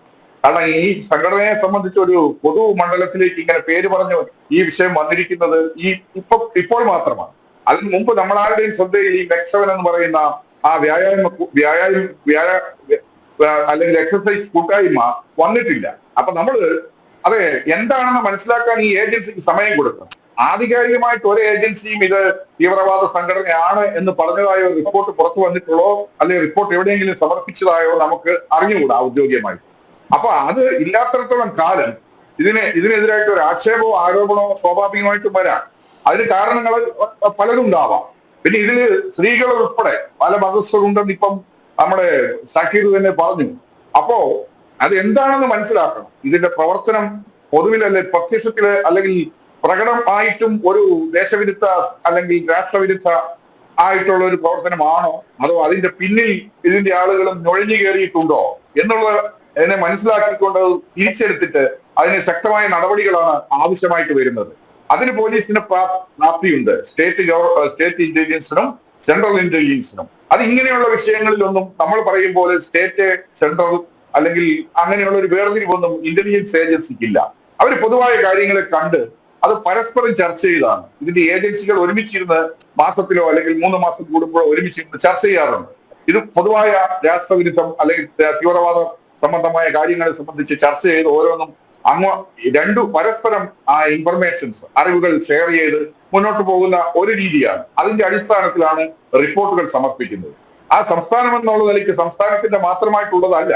ഇത് 2 കൂട്ടർക്കും ഉത്തരവാദിത്തമുണ്ട്. നമ്മൾ ഈ ദേശത്തെ സ്നേഹിക്കുന്ന അല്ലെങ്കിൽ തീവ്രവാദത്തെ എതിർക്കുന്ന ഓരോ പൗരനും ഉത്തരവാദിത്തമുണ്ട്. ഇതിനെ നിലയ്ക്ക് നിർത്തുവാനും അതിനെ നിരോധിക്കുക അല്ലെങ്കിൽ അതിനെ ഇല്ലായ്മ ചെയ്യുവാനുള്ള ഉത്തരവാദിത്തമുണ്ട്. പോലീസ് അത് വളരെ ശക്തമായ രീതിയിൽ ഇത് നടപടിയെടുക്കും. ഇതിന്റെ മുഴുവൻ കാര്യങ്ങളും സ്വീകരിക്കും. പിന്നെ മറ്റൊരു കാര്യമുള്ളത്, ഇവർ ഇതുവരെ ഈ സംഘടനയുടെ പേരിലോ അല്ലെങ്കിൽ ഇതുമായി ബന്ധപ്പെട്ടോ ഒരു അക്രമ പ്രവർത്തനം വന്നതായിട്ട് നമ്മുടെ ശ്രദ്ധയിൽപ്പെട്ടിട്ടില്ല എന്നാണ് ഞാൻ മനസ്സിലാക്കുന്നത്. എനിക്ക് അറിഞ്ഞുകൂടാ. അപ്പൊ അതിനെ മുൻവിധിയോടുകൂടി കാണാതെ ഇതെന്താണെന്ന് മനസ്സിലാക്കാൻ ശ്രമിക്കുക, അതിന് കൃത്യമായ തീരുമാനങ്ങളിൽ എത്തുക അന്വേഷണ ഏജൻസികൾ അല്ലെങ്കിൽ ഇന്റലിജൻസ് സംവിധാനങ്ങൾ. ഇത് മാത്രമാണ് പറയാനുള്ളത്. ശരി, ഇതിന്റെ രാഷ്ട്രീയ കാര്യങ്ങളിലേക്ക് കൂടി ഈ ചർച്ച എത്തേണ്ടതുണ്ട്. ശ്രീ റെജി ലൂക്കോസിലേക്കാണ് പോകുന്നത്. ശ്രീ റെജി ലൂക്കോസ്, ഇതിൽ വളരെ ശ്രദ്ധിക്കേണ്ട ഒരു കാര്യമെന്ന് പറയുന്നത് നേരത്തെ ഉല്ലാസ് ബാബു ചൂണ്ടിക്കാണിച്ചൊരു വിഷയമാണ്. മദനിക്ക് ആദ്യമായി ഒരു രാഷ്ട്രീയ വേദി ഒരുക്കി കൊടുക്കുന്നത് CPM ആണ്. പിണറായി വിജയൻ സംസ്ഥാന സെക്രട്ടറി ആയിരിക്കുന്ന സമയത്താണ് മദനിക്ക് മലപ്പുറത്ത് ഒരു ലോക്സഭാ തെരഞ്ഞെടുപ്പിൽ വേദി ഒരുക്കി അദ്ദേഹത്തെ ക്ഷണിച്ച് ഈ തെരഞ്ഞെടുപ്പിൽ ഒരുമിച്ച് മത്സരിക്കുന്ന ഒരു സ്ഥിതി ഉണ്ടായത്. അന്നത്തെ ലോക്സഭാ തെരഞ്ഞെടുപ്പിൽ ഇടതുപക്ഷത്തിന് എത്രയോ സീറ്റുകൾ നഷ്ടമായി. അതെല്ലാം നമ്മുടെ മുന്നിലുണ്ട്. മറ്റൊന്ന്, ഈ കഴിഞ്ഞ ലോക്സഭാ തെരഞ്ഞെടുപ്പ്, അവിടെയും വലിയ രീതിയിൽ നഷ്ടം സംഭവിച്ചു. ഇതിൻ്റെയൊക്കെ ഒരു അടിസ്ഥാന കാരണമെന്ന് പാർട്ടി പ്രവർത്തക സമിതി റിപ്പോർട്ടിൽ, പാർട്ടിയുടെ പ്രവർത്തന റിപ്പോർട്ടിൽ തന്നെ പറഞ്ഞ കാര്യങ്ങളാണ് ഞാൻ പറയുന്നത്. ഇവിടെ CPM-ൽ നിന്നും വലിയൊരു ഒഴുക്കുണ്ടാകുകയാണ്. ഈ ന്യൂനപക്ഷ പ്രീണനം എന്നത് വലിയൊരു പ്രശ്നമായി, വിഭാഗീയതയുടെ ഏറ്റവും വലിയ പ്രശ്നമായി CPM-ന് ഇന്ന് കാർന്നു തിന്നുകയാണ്. ആലപ്പുഴ ജില്ലയിലാണ് ഏറ്റവും അധികം അത് നമ്മൾ കണ്ടത്. ഒരു സ്ഥിരം വോട്ട് ബാങ്ക് എന്ന് കരുതിയിരുന്ന ഒരു സമുദായം ആകപ്പാടെ ഒന്നാകെ BJP-യിലേക്ക് വരുന്ന ഒരു സ്ഥിതി ഉണ്ടായി. വലിയ രീതിയിൽ നിങ്ങൾക്ക് വോട്ട് ശോഷണമുണ്ടായി. ഈ ഘട്ടത്തിലാണ് ഈ ഒരു തിരിച്ചറിവ് നിങ്ങൾക്കുണ്ടായത്. ഈ ഉപതെരഞ്ഞെടുപ്പിന് തൊട്ട് മുമ്പ് P. ജയരാജൻ്റെ പ്രസ്താവന, ആ പുസ്തകത്തിൽ അദ്ദേഹം എഴുതിയത്, അതിൻ്റെ കൂടെ കൂട്ടിച്ചേർത്ത് വായിക്കേണ്ട ഒരു കാര്യമായിട്ടാണ് രാഷ്ട്രീയ നിരീക്ഷകർ ഈ മോഹനൻ മാസ്റ്റർ പറഞ്ഞതിനെയും കാണുന്നത്. അങ്ങനെ രാഷ്ട്രീയമായി ചിന്തിക്കുന്നതിൽ തെറ്റുണ്ടോ? കൊഴിഞ്ഞു പോകുന്ന ഹിന്ദു വോട്ട് ബാങ്കിനെ നിലനിർത്താൻ വേണ്ടി നിങ്ങൾ കളിക്കുന്ന ഒരു രാഷ്ട്രീയ അജണ്ടയാണ് ഇത് എന്ന് എന്നുള്ള തരത്തിലൊരു വിമർശനവും വരുന്നുണ്ട് ഇക്കാര്യത്തിൽ. നീലിമം എക്സോണുമായിട്ട് ബന്ധപ്പെട്ട്, ആ സംഘടനയായിട്ട് ബന്ധപ്പെട്ട് ഞങ്ങളെ ഹിന്ദു വോട്ട് സമാഹരിക്കാൻ വേണ്ടിയിട്ടാണ് ഇതുപോലെ തീവ്രമായ ഒരു പ്രസ്ഥാനമാണ് സംശയിക്കുന്നതിനെ പുറത്ത് കാണിച്ചതൊക്കെ പറഞ്ഞത് എന്നെ അത്ഭുതപ്പെടുത്തു. കാരണം കേരളത്തിൽ അങ്ങനെയൊക്കെയാണ് നമ്മൾ വർണ്ണിക്കുന്നത്. 2019 നിങ്ങൾ ഇങ്ങനെ പറഞ്ഞു കേരളത്തിൽ CPM തകർന്നു, വോട്ടെല്ലാം ചോർന്നു പോയി, തിരിച്ചു വരത്തില്ല എന്നുള്ളത്. ഒന്ന് മനസ്സിലാക്കിയോ, മതേതരത്വം സംരക്ഷിക്കാനായിട്ടും നാടിന്റെ സുരക്ഷിതത്വം അല്ലെങ്കിൽ സൗഹാർദ്ദം സംരക്ഷിക്കാനായിട്ടും ഒരുപാട് വിട്ടുവീഴ്ചകൾ വോട്ടിനെ നോക്കാണ്ട് ചെയ്തിട്ടുള്ള ഒരു പാർട്ടി ഇത് 2019 ശേഷം നടന്ന നിയമസഭാ തെരഞ്ഞെടുപ്പ് ഏറ്റവും വലിയ ഉദാഹരണമല്ലേ. പക്ഷെ എനിക്ക് പറയാനുള്ള വേറൊരു കാര്യമുണ്ട്. അതായത് എന്തുകൊണ്ടാണ് ഈ പ്രസ്ഥാനത്തിൽ സംശയിക്കുന്നുള്ളതിലേക്ക് നമ്മൾ ഇതുവരെ ചർച്ച പോയിട്ടില്ല. കാര്യം കാരണമുണ്ട്. കേരളത്തിൽ ഒരു ആരോഗ്യ സംരക്ഷണ ഒരു അവയർനെസ് കേരളത്തിൽ കഴിഞ്ഞ കുറെ വർഷങ്ങളായിട്ട് കൂടിയിട്ടുണ്ട്. അത് സർക്കാർ സംഘടനകളും മാധ്യമങ്ങളെല്ലാം അതിനുള്ള പ്രചരണങ്ങൾ നടത്തുന്നുണ്ട്. നല്ലതാ. ഒരു ഹെൽത്തി കമ്മ്യൂണിറ്റിയെ സൃഷ്ടിക്കാനായിട്ടുള്ള പ്രവർത്തനത്തിന്റെ ഫലമായിട്ട് നമ്മുടെ ഗ്രാമപ്രദേശങ്ങളിൽ ഉൾപ്പെടെ മോർണിംഗ് വാക്കുകൾ, യോഗകള്, എക്സർസൈസിന്റെ കൂട്ടായ്മകൾ നിരവധിയുണ്ട്. 10,000 പങ്കെടുക്കുന്നുണ്ട്. അതിൽ അവരെ ആരെങ്കിലും സംശയിച്ചിട്ടുണ്ടോ? ഇപ്പൊ പാലക്കാട് കോട്ടമൈതാനത്ത് ഇപ്പൊ തെരഞ്ഞെടുപ്പിൽ നിങ്ങളുടെ സൈന്യം കാണിച്ചതാ. എല്ലാ വിഭാഗത്തിൽപ്പെട്ട ആളുകൾ 100 കണക്കിന് ആൾക്കാർ രാവിലെ അവർ ചെറിയ സംഘങ്ങളായിട്ട് അവർ എക്സർസൈസ്, ഓട്ടവും, മോർണിംഗ് വാക്ക് എല്ലാം നടത്തുന്നുണ്ട്. ആരെങ്കിലും സംശയത്തിനുണ്ടോ? എന്തുകൊണ്ടാണ് ഇതിനെ സംശയത്തിൽ നിർത്താൻ കാരണം? അവിടാണ് ഈ ചർച്ച കൊണ്ടുപോകേണ്ടത്. അവിടെ നിന്ന് CPM-നെ കുറ്റപ്പെടുത്തുകയല്ല വേണ്ടത്. അതിന്റെ കാരണം എന്തുകൊണ്ടാ? അതാണ് നിങ്ങൾ മനസ്സിലാക്കുന്നത്. ഞാൻ ജപ്പാനിലൊരു ഉദാഹരണം പറഞ്ഞു. 1982 വിദ്യാസമ്പന്നനായ ഏതാണ്ട് 2000-ഓളം ആളുകളെ കൂട്ടിക്കെട്ടി അത് 10,000-ന് മുകളിലേക്കായി. ഒടുവിൽ അവർക്ക് വേറൊരു ലക്ഷ്യമുണ്ടെന്ന് പറഞ്ഞൊരു കൂട്ട ആത്മഹത്യ നടത്തി. അവർ അഡിക്റ്റഡായി. ഇതേ തന്ത്രമാണ്, ഇതേ സൈക്കോളജിക്കൽ അപ്രോച്ചാണ് ഈ പ്രസ്ഥാനം നടത്തുന്നുള്ള സംശയം കൊണ്ടാണ് മോഹൻ മാസ്റ്റർ ഇത് വെട്ടിത്തുറന്ന് അവതരിപ്പിച്ചത്. പോപ്പുലർ ഫ്രണ്ടിന്റെ 2 പ്രവർത്തകരാണ് ഇതിന്റെ അഡ്മിൻ എന്ന് പറഞ്ഞപ്പോൾ ഇതിന് ഗൗരവം വരിക. അത് തുറന്നു കാണിക്കാൻ അന്വേഷിക്കണമെന്ന് ആവശ്യപ്പെടാനായിട്ട് ഒരു പാർട്ടി മുതിർന്നു വന്നപ്പോൾ എങ്ങനെയാണ് ആ പാർട്ടിനെ കുറ്റപ്പെടുന്നത്? ഇനി എന്റെ പ്രിയപ്പെട്ട ഉല്ലാസ് ബാബുവിന്റെ ഒരു കാര്യം ഞാൻ ചോദിക്കട്ടെ. അതാണ് CPM എന്നൊക്കെ കൂടെ ഒരുപാട് പ്രാവശ്യം ആവുന്നല്ലോ. ദേശവിരുദ്ധരും വിഘടനവാദികളായ PDP എന്ന് പറയുന്ന കാശ്മീരിലെ രാഷ്ട്രീയ പ്രസ്ഥാനവുമായിട്ട് കൂട്ടിയേർന്ന് മത്സരിച്ച് അധികാരം പങ്കിട്ട പാർട്ടിയുടെ പേരാണ് BJP. അതിലും തീവ്രമായ സംഘടനയായിട്ട് തന്നെ അധികാരം പങ്കിട്ടുള്ള ആരറിയോ? അതായത് ത്രിപുര വിമോചന മുന്നണി എന്ന് പറയുന്ന ദേശവിരുദ്ധരായ, ഞങ്ങൾക്ക് ഈ രാജ്യത്ത് പോകണമെന്ന് പറഞ്ഞുകൊണ്ട് നിരവധി ബന്ധുക്കൾ ഹർത്താലുകൾ നടത്തിയിട്ടുള്ള ആ പ്രസ്ഥാനവുമായിട്ട് നിങ്ങൾ ത്രിപുരയിൽ കൈകോർത്ത്, അതിന് പുതിയ മുഖവുമായിട്ട് കൈകോർത്ത് നിങ്ങൾ അധികാരത്തിൽ അറിയിട്ടുണ്ട് ഇന്ത്യയിൽ. അറിയോ? ഇതിന് തൊട്ട് മുമ്പത്തെ ഞങ്ങളിൽ നിന്ന് നിങ്ങൾ പിടിച്ചു വാങ്ങിയപ്പോൾ ആ അധികാരം. അപ്പൊ അതുകൊണ്ട് നിങ്ങളുടെ ദേശീയപരമായിട്ടുള്ള വിഘടനവാദികളും വർഗീയവാദികളുമായിട്ട് നിങ്ങൾ തൊട്ടുകൂടാത്തവരാണെന്നൊന്നും പറഞ്ഞൊന്നും വിജയിക്കാൻ ശ്രമിക്കരുത്. ഞങ്ങൾ അങ്ങനെയല്ല. അത് 100% ശ്രദ്ധിച്ചു. ഉല്ലാസ് ബാബുവിനെ പോലുള്ളവര് ഇത്തരം പ്രസ്ഥാനങ്ങൾക്കെതിരെ വാദിക്കുന്നതിനോട് എനിക്ക് അഭിമാനമുണ്ട്. അതിനോട് ഞാൻ അംഗീകരിക്കുന്നു. അവിടെ CPM-നെ വളച്ചു കെട്ടി ആക്രമിക്കുമ്പോൾ ഇവർക്ക് പിന്തുണ കൊടുക്കുന്നതിന് തുല്യ. അതാണ് മനസ്സിലാക്കണ്ടേ. ഇപ്പൊ ഈ ചർച്ചയിൽ പങ്കെടുക്കുന്ന ബഹുമാനോട് ഷാക്കിർ ഒരുപക്ഷെ അറിഞ്ഞുകൊണ്ടായിരിക്കില്ല, ഇതിനകത്ത് പങ്കെടുക്കുന്നവർ അറിഞ്ഞുകൊണ്ടായിരിക്കില്ല. അവർക്ക് അവരുടെ ആരോഗ്യം സംരക്ഷിക്കാതെ കൂട്ടായ്മയുള്ളൂ. ഈ ഞാൻ പറഞ്ഞില്ലേ മധുരം പൊതിഞ്ഞു കൊടുക്കുന്ന ഇത്തരം വിഘടനവാദ മാനസികാവസ്ഥയുള്ള രാഷ്ട്രീയ പ്രസ്ഥാനങ്ങളും സംഘടനകളും ഈ ലോകത്തെല്ലാം വ്യാപിച്ചിരിക്കുന്ന ഇത്തരം മാനസികമായിട്ടുള്ള ഇത്തരം എന്താ പറയുക ബ്രെയിൻ വാഷിങ്ങിലൂടെയാ. അതാ ഞാൻ ഒരു ചെറിയ ഉദാഹരണം തന്നത്. ഇനി അതിനെ വേണമെങ്കിൽ നിരവധി ഉദാഹരണങ്ങൾ പറയാം. പല രാജ്യങ്ങളും ഉണ്ടായത് അൽ ഖ്വയ്ദ എന്ന് പറയുന്ന തീവ്രവാദി പ്രസ്ഥാനം. പക്ഷേ ഇതൊക്കെ സിപിഎമ്മിന് തിരിച്ചറിവുണ്ടായത് എപ്പോഴാണ്? കാൽച്ചുവട്ടിലെ മണ്ണ് ഇങ്ങനെ ഒലിച്ചു പോകുന്നത് കണ്ട് നിസ്സഹായരായി നോക്കി നിൽക്കുന്ന ഒരു ഘട്ടത്തിലാണ് സിപിഎമ്മിന് ഇത്തരത്തിലൊരു വെളിപാടൊക്കെ ഉണ്ടാവുന്നത് എന്നതാണ് ശ്രദ്ധേയം. നല്ല നീലിമ അങ്ങനെയാണെന്നുള്ള ഞങ്ങൾ ഇവരെയൊക്കെ സൂചിപ്പിച്ചാൽ പോരെ, ഇവരുടെ കൂടെ വോട്ട് കിട്ടാൻ വേണ്ടിട്ട് ഈ രാജ്യത്തിനോട് ആ വോട്ട് കിട്ടില്ല എന്ന് പാലക്കാട് മനസ്സിലായില്ലേ? പാലക്കാട് SDPI ഇത് മനസ്സിലാക്കി തന്നു, നിങ്ങൾക്ക് ഇനി വോട്ടില്ല എന്ന്. ആരെ ജയിപ്പിക്കണമെന്ന് അവർക്ക് വളരെ കൃത്യമായി അറിയാം. പാലക്കാട് നീലിമേ ഞങ്ങൾ മാത്രമേ ഉള്ളൂ PDPയുടെയും ജമാഅത്തെ ഇസ്ലാമിയുടെ വോട്ട് വേണ്ടാന്ന് പരസ്യമായിട്ട് PDPയുടെ വോട്ട് വേണ്ട എന്ന് പറഞ്ഞോ? PDP നിങ്ങൾക്ക് പിന്തുണ പ്രഖ്യാപിച്ചു, പക്ഷേ അങ്ങനെ പരസ്യമായി തള്ളി പറയുന്നതൊന്നും കണ്ടില്ലല്ലോ. PDPയുടെ വോട്ട് വേണ്ടെന്ന് പറഞ്ഞില്ലല്ലോ. ദിലീപേ ഞങ്ങളുടെ വേദികളിലെല്ലാം PDPയുടെ വോട്ട് ഞങ്ങൾക്ക് ആവശ്യമില്ല എന്ന് പറഞ്ഞവരാ ഞങ്ങള്. ഒറ്റ വോട്ട് വേണമെന്ന് പറഞ്ഞു. പറഞ്ഞിട്ടില്ല.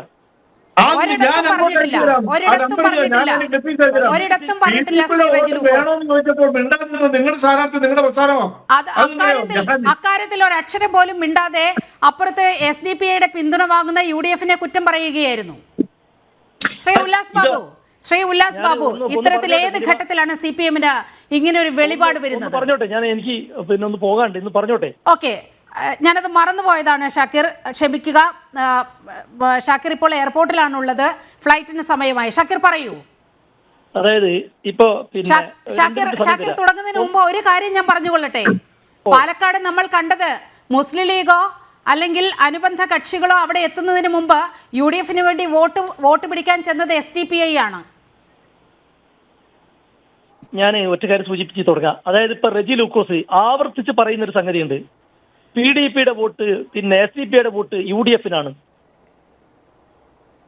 അപ്പൊ നിങ്ങൾ നോക്ക്, ഈ PDPയുടെ സംസ്ഥാന ഭാരവാഹികൾ കോഴിക്കോട്ട് പത്രസമ്മേളനം വിളിച്ചിട്ട് ഇടതുപക്ഷ ജനാധിപത്യ മുന്നണിക്ക് പിന്തുണ കൊടുക്കുകയാണ്. ഏതാണ് ആ ദിവസം? P ജയരാജന്റെ പുസ്തകം അബ്ദുൽ നാസർ മദനി കേരളത്തിൽ തീവ്രവാദത്തിന് വിത്ത് പാകിയ ആളാണ് എന്ന് പറഞ്ഞ ആ ദിവസം P ജയരാജന്റെ പുസ്തകം PDPക്കാർ കത്തിക്കുന്നു. അത് കഴിഞ്ഞ് നേരെ പിന്നെ എന്താ പറയാ പ്രസാദ് പോകുന്നു, അവിടെ പത്രസമ്മേളനം ഇവർക്ക് പിന്തുണ പ്രഖ്യാപിക്കുന്നു. ഇന്നലെ നടന്നൊരു സംഗതി കൂടി പറയാണ്. ഈരാറ്റുപേട്ടയിൽ ഇന്നലെ തെരഞ്ഞെടുപ്പ് നടന്നു. ഈരാറ്റുപേട്ടയിൽ അവിടെ UDF വിജയിച്ചു, 358 വോട്ട് നേടി. അവിടെ കഴിഞ്ഞ തെരഞ്ഞെടുപ്പിൽ LDF ആയിരുന്നു 2ാം സ്ഥാനത്ത്.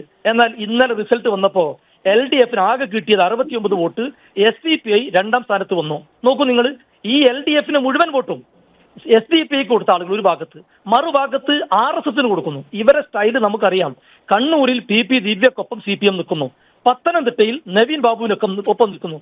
അതേപോലെ P മോഹനൻ RSSന് വഴിമരുന്നിട്ട് കൊടുക്കുന്നു. ഇപ്പുറത്ത് PDP കൂടെ ചില ആൾ കൂട്ടിക്കൂട്ടുന്നു. ഇവർക്ക് യഥാർത്ഥത്തിൽ മനുഷ്യരെ തമ്മിലടിപ്പിച്ച് ഈ അധികാരം എങ്ങനെയെങ്കിലും മുന്നോട്ട് കൊണ്ടുപോകണം. മറ്റൊരു കാര്യം, ഈ കൂട്ടത്തിലുള്ള അതായത് പിന്നെ ചർച്ച പിന്നെ ആങ്കർ ചെയ്യുന്ന നമ്മൾ നീലിമയും മറ്റു 3 പേരിടും. 3 പേരും വളരെ വിനീതമായ റിക്വസ്റ്റ് ഉണ്ട്. ഞാൻ പിന്നെ എനിക്ക് സമയക്കുറവുള്ളതോട് ഇതുകൂടെ പറഞ്ഞ് ഞാൻ പിന്നെ അവസാനിപ്പിക്കുകയാണ്. ഈ 3 പേരോടും നമ്മളൊക്കെ മനുഷ്യരാണല്ലോ, നിങ്ങൾ നല്ലൊരു പുള്ളിമാനെ അത് പിന്നെ പുള്ളിപ്പുലിയാണെന്ന് പറഞ്ഞ് ആട്ടി ഓടിക്കാനും പിന്നെ ആക്രമിക്കാനും ശ്രമിക്കുന്നത് വളരെ എന്താ പറയാ മനുഷ്യരഹിതമായ സംഗതിയാണ്. ഈ മെക്സവൻ എന്ന് പറയുന്ന ഒരുപാട് മനുഷ്യർക്ക് ആരോഗ്യപരമായി നേരത്തെ പിന്നെ ഈ റിട്ടയർ SP തന്നെ പറഞ്ഞല്ലോ, പ്രമേഹം പിന്നെ അതുപോലെ തന്നെ കൊളസ്ട്രോള്, ഷുഗർ പോലെയുള്ള ഒരുപാട് രോഗികളായ പ്രായമുള്ള ആളുകൾ ഇതുകൊണ്ട് ആശ്വാസം അനുഭവിക്കുന്നുണ്ട്. ആ ആളുകൾക്ക് ആശ്വാസം ലഭിക്കുന്നതിന് നിങ്ങൾക്ക് എന്ത് പ്രയാസമാണ്? BJPക്കോ CPMനോ എന്ത് നഷ്ടമാണ്? NDF തുടങ്ങുന്ന സമയത്ത് NDF സ്ഥാപിക്കുന്നതിന് മുമ്പ് ആദ്യം കളരി അഭ്യാസത്തിൽ നിന്നാണ് തുടങ്ങിയത്. കളരി അഭ്യാസത്തിന് ആളുകളെ ചേർത്തുകൊണ്ടാണ് NDFന്റെ തുടക്കത്തിൽ സംഭവിച്ചത്. ഓക്കെ, RSSനെ എതിർക്കുന്നത് പോലെ SDPI NDF ശക്തമായി എതിർക്കുന്നവരാണ് മുസ്ലിം ലീഗുകാർ. നിങ്ങൾക്കറിയാലോ, ഞങ്ങൾ അതിശക്തമായി എതിർക്കും. നിങ്ങൾ നേരത്തെ റെജി ലൂക്കോസ് പറഞ്ഞു, അഡ്മിന്മാരിൽ 2 പിന്നെ NDFകാരുണ്ട്, പോപ്പുലർ ഫ്രണ്ടുകാരുണ്ട്. നിങ്ങൾ സത്യസന്ധനാണെങ്കിൽ RSSനെ എതിർക്കുന്നത് പോലെ നിങ്ങൾ SDPIയെ എതിർത്തു വന്നോ? എങ്കിൽ പാലക്കാട് എന്താണ് സംഭവിച്ചത്? പാലക്കാട് ഞങ്ങൾ SDPIയെ കൂടെ കൂട്ടിയിട്ടില്ലല്ലോ. SDPIയുടെ വോട്ട് വാങ്ങിയാണ് ജയിച്ചതെന്ന് UDF വിജയം ആഘോഷിക്കുന്നതിന് മുൻപേ ആദ്യം തെരുവിലിറങ്ങിയത് SDPIക്കാരാണ്. ഞങ്ങൾക്ക് തടയാൻ കഴിയില്ല. അത് തെരഞ്ഞെടുപ്പിൽ പൗരന്മാർ വോട്ട് ചെയ്ത് തടാൻ കഴിയുമോ? അത് കഴിയില്ലല്ലോ. ഇതാണ് നിങ്ങളെ കുറിച്ച് പറയുന്നത്. ലീഗിന്റെ മതേതര മുഖം ഉണ്ടായിരുന്നുവെങ്കിൽ അത് പൂർണ്ണമായും നഷ്ടപ്പെട്ടു കഴിഞ്ഞു എന്ന് നിങ്ങൾക്കെതിരെ വിമർശനം ഉന്നയിക്കുന്നത് ഈ ഒരു ഘട്ടത്തിലൊക്കെ തന്നെയാണ്. നിങ്ങൾ ഇന്ന് ചർച്ചക്കെടുത്ത വിഷയം മെക്സവൻ എന്നുള്ളതിനെ കുറിച്ച് ഏത് അന്വേഷണവും സ്വാഗതം ചെയ്യുന്നു. ഏത് അന്വേഷണം നേരത്തെ ശ്രീ ആന്റണി വളരെ സത്യസന്ധമായി ഇപ്പൊ അദ്ദേഹം ചർച്ചയിൽ പങ്കെടുത്തു.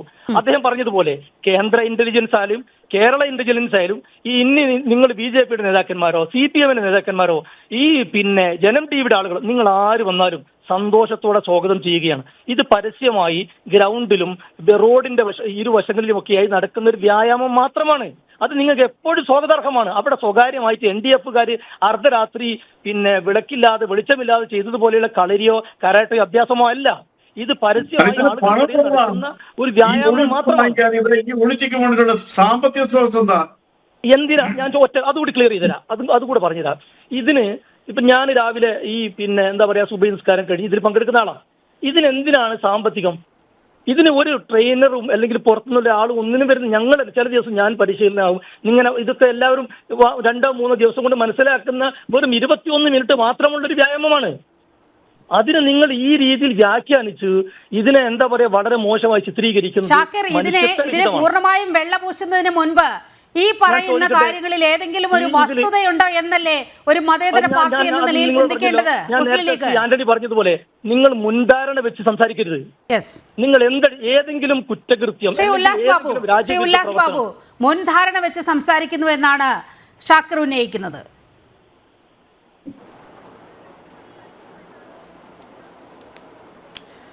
അല്ല, മുസ്ലിം ലീഗിൽ തന്നെ അദ്ദേഹം മറുപടി പറയേണ്ടി വരുമെന്നാണ് എനിക്ക് തോന്നുന്നത്. കാരണം അവർക്ക് പുറമേക്കൊരു മിനുക്കുപണി ഉണ്ടല്ലോ. അപ്പോൾ ആ മിനുക്കുപണിയുടെ ഭാഗമായിട്ട് ഈ ഒരൊറ്റ കാര്യം അദ്ദേഹത്തിൻ്റെ മറുപടി ഉള്ളൂ. സാർ, NDF ഇരുട്ടിൽ നടത്തിയ കാര്യങ്ങൾ നിങ്ങൾ വെളിച്ചത്തിൽ നടക്കുന്നു. ഇരുട്ടിൽ നിന്ന് വെളിച്ചത്തിലേക്ക് എത്തിയ കാര്യങ്ങൾ എന്നുള്ളത് നിങ്ങൾ മനസ്സിലാക്കുക. നിങ്ങളത് അറിവില്ലാതെയാണ് പങ്കെടുക്കുന്നതെങ്കിൽ അടിയന്തരമായി അതിൻ്റെ ഇന്നർ പൊളിറ്റിക്സ് നിങ്ങൾ പഠിക്കുക.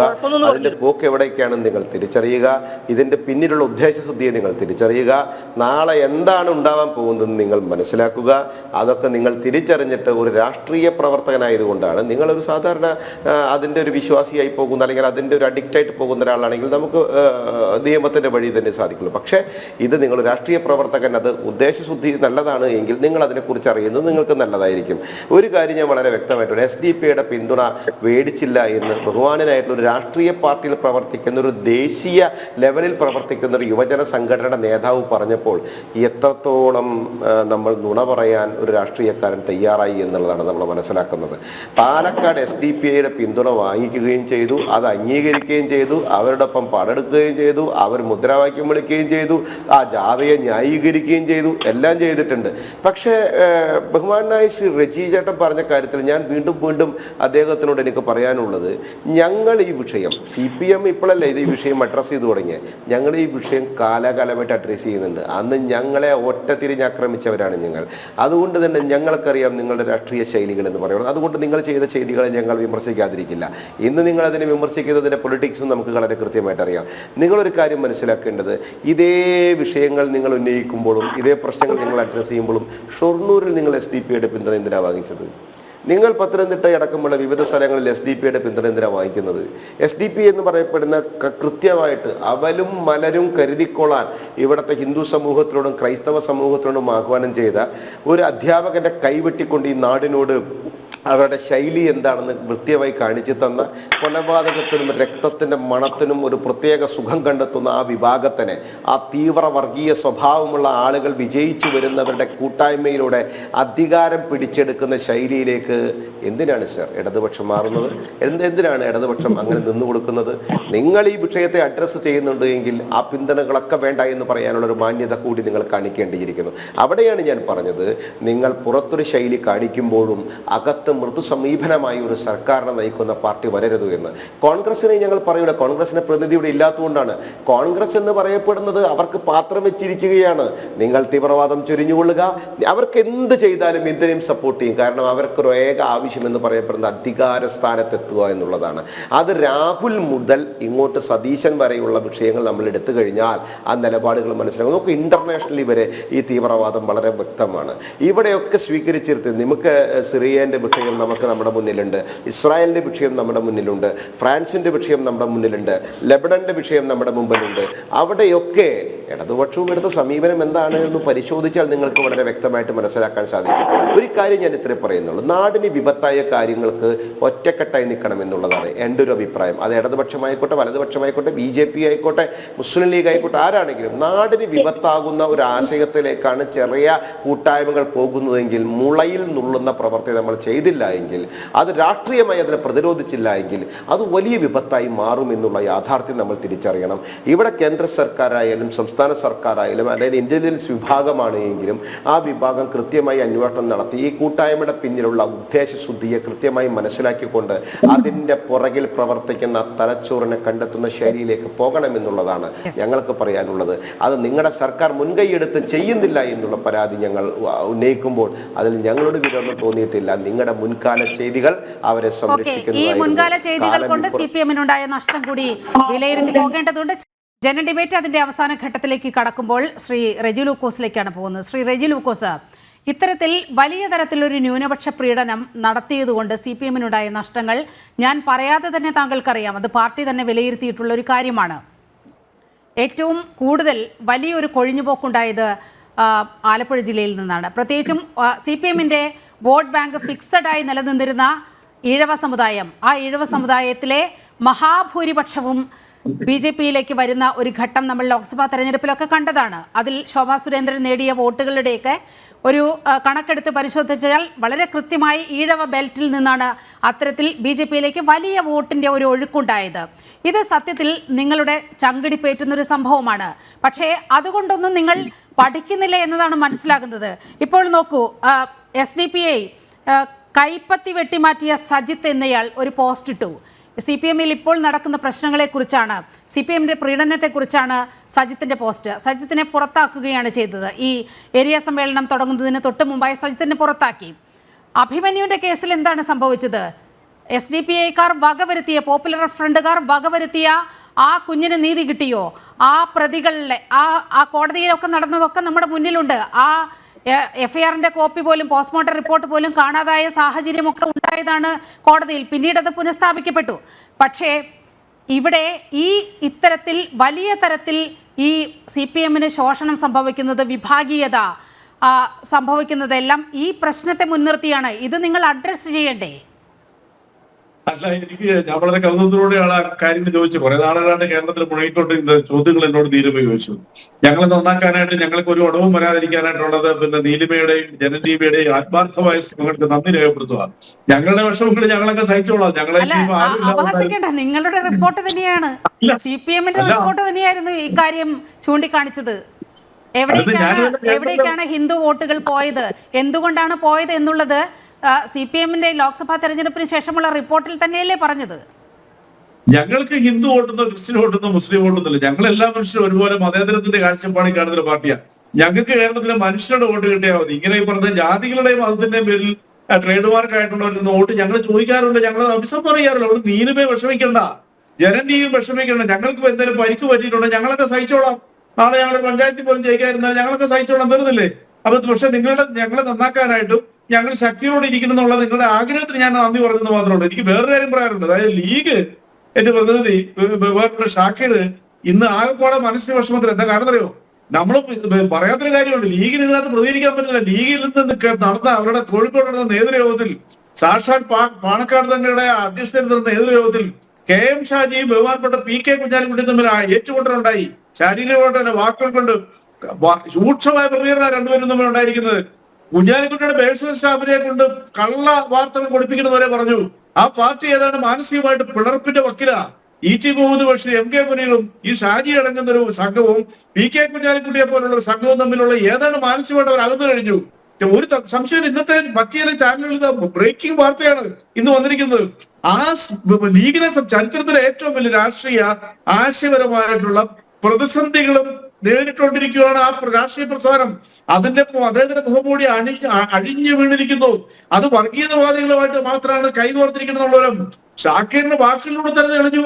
കാരണം ഈ മെക്സവൻ എന്ന് പറയുന്ന ഈ പ്രസ്ഥാനത്തെ അതിനെ വിമർശിക്കുമ്പോൾ, അല്ലെ അതിനെക്കുറിച്ച് അന്വേഷണം നടത്തുന്നു പറയുമ്പോൾ പോലും ആ സുഹൃത്ത് എന്താ പറഞ്ഞേ? അദ്ദേഹം അസഹിഷ്ണുത പ്രകടിപ്പിക്കുകയാണ്. അദ്ദേഹത്തിന് അതിലൂടെ തന്നെ നമുക്കൊരു കാര്യം വ്യക്തമായില്ലേ, അതിന് ഉദ്ദേശ ലക്ഷ്യം റോങ് ആണെന്നുള്ളവരും. അവിടെയാണ് നമ്മൾ ഈ ചർച്ചയിൽ ഏറ്റവും ഹൈലൈറ്റ് ചെയ്യേണ്ടത്. ആ രാഷ്ട്രീയ പ്രസ്ഥാനത്തിനോടൊപ്പം ചേർന്നുകൊണ്ട് PDPയുടെയും ജമാഅത്തെ ഇസ്ലാമിയുടെയും വെൽഫെയർ ഫണ്ടിന്റെ വോട്ട് നേടി ഒരു സംയുക്ത കോലീബി കം PDP എന്ന് വേണമെങ്കിൽ പറയാം സ്ഥാനാർത്ഥിയാണ് ഇപ്പൊ ജയിച്ചു പോയിരിക്കുന്നത്. അവർക്ക് എന്ത് പറയാൻ പറ്റും? അവർക്ക് അതിനെ വിമർശിക്കാൻ പറ്റില്ല. നല്ല പാർട്ടിയാണെന്ന് MV ഗോവിന്ദൻ ഒരിക്കൽ പറഞ്ഞിട്ടുണ്ട്.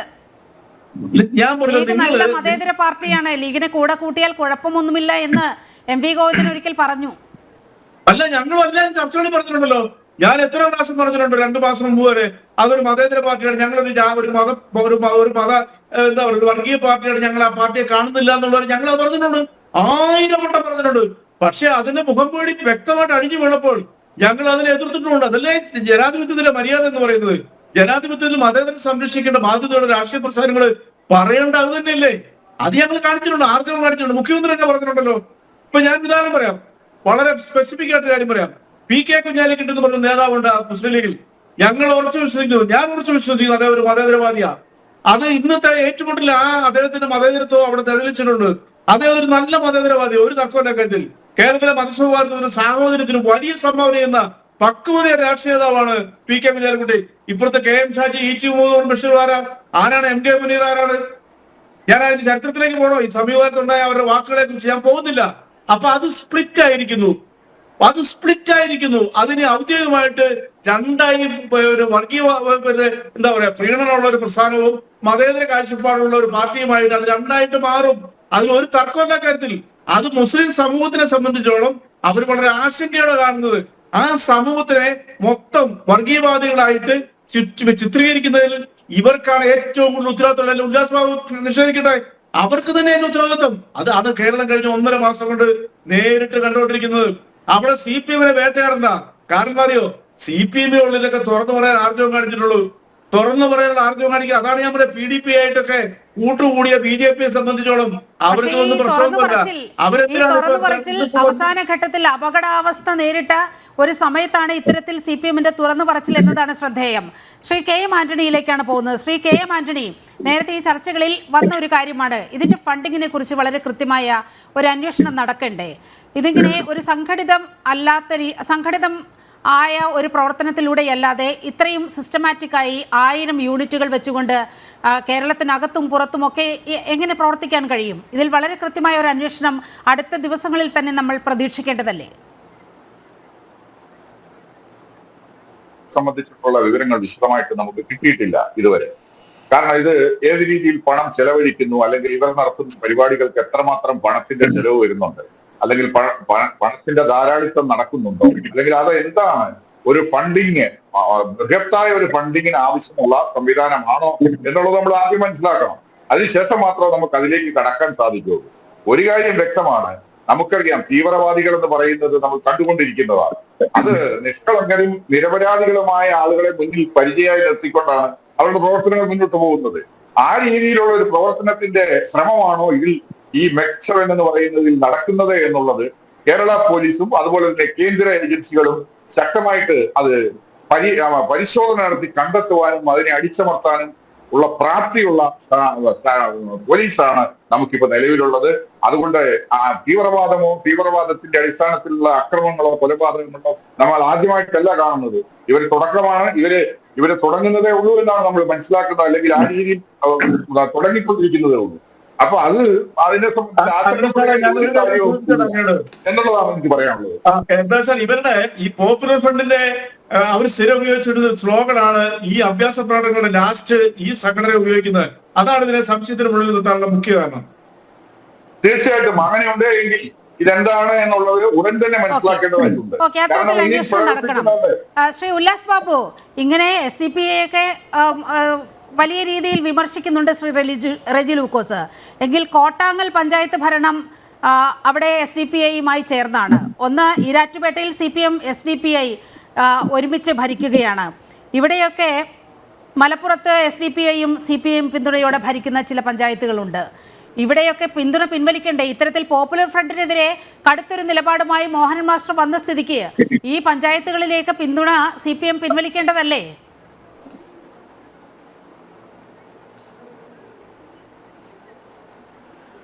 നോക്കൂ, ഞാൻ വളരെ വ്യക്തമായിട്ട് ഞാൻ ഇതിനു മേലെ എങ്ങനെയാണ് പറയുക, ഞാൻ ഈ MEC 7 എന്ന് പറയപ്പെടുന്ന ആ കൂട്ടായ്മ എന്ന് പറയപ്പെടുന്ന തട്ടിപ്പിനെതിരെ കൃത്യമായി അന്വേഷണം വേണമെന്നും ആ അന്വേഷണത്തിൽ കൃത്യമായ നടപടിയെടുക്കണമെന്നും ഈ ഇരിക്കുന്ന എല്ലാവരേക്കാൾ കൂടുതൽ ആവശ്യപ്പെടുന്ന ഒരു വ്യക്തിയും ആവശ്യപ്പെടുന്ന ഒരു പാർട്ടിയുടെ പ്രതിനിധിയുമാണ്.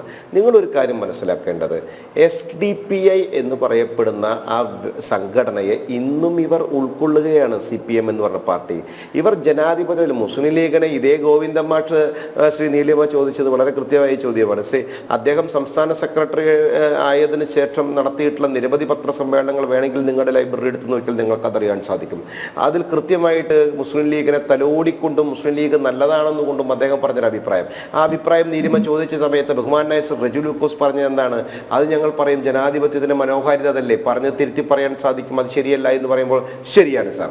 അങ്ങനെ ജനാധിപത്യത്തിന്റെ മനോഹാരിതയെക്കുറിച്ച് പറയുമ്പോൾ ഈ SDP എന്ന് പറയപ്പെടുന്ന ഏറ്റവും വലിയ തീവ്രവാദ സംഘടനയെ നിങ്ങൾ എന്തിനു കൂട്ടുപിടിക്കണം? നിങ്ങളുടെ ഒരു പയ്യനെ അഭിമന്യു അറിയാമല്ലോ, ആ പയ്യനെ കൊന്ന സംഘടനയെ നിങ്ങൾ എന്തിനു സാർ കൂട്ടുപിടിക്കണം? നിങ്ങൾ എന്തിനു സാർ അവരെ സംരക്ഷിക്കണം? അത് പറയുന്ന സമയത്ത് ഉല്ലാസ് ബാബുവിന് സംശയമുണ്ട്. ഉല്ലാസ് ബാബു അത് പറയാൻ പാടില്ലായിരുന്നു എന്ന് പറഞ്ഞിട്ട് എന്താണ് കാര്യം? നിങ്ങളുടെ ഇന്നലകൾ എന്ന് പറയപ്പെടുന്നത് കറുത്ത കരങ്ങളുടെ ശക്തിയോടുകൂടി പോയതാണ്. ഇന്നുകൾ എന്ന് പറയപ്പെടുന്നത് ആ കറുത്ത കരങ്ങൾ നിങ്ങൾ തിരിച്ചറിഞ്ഞിട്ടും ആ കറുത്ത കരങ്ങളുടെ കൂടെ ഞങ്ങളില്ല എന്ന് ജനങ്ങളെ ബോധ്യപ്പെടുത്തുന്ന ഗിമ്മിക്കാണ്. നാളകൾ എന്ന് പറയപ്പെടുന്നത് വീണ്ടും അധികാരത്തിലെത്താൻ ഏത് വിഭാഗത്തെയും കൂട്ടുപിടിക്കാൻ ഞങ്ങൾക്കൊരു മടിയില്ല എന്ന് പറയപ്പെടുന്ന ഒരു സന്ദേശമാണ്.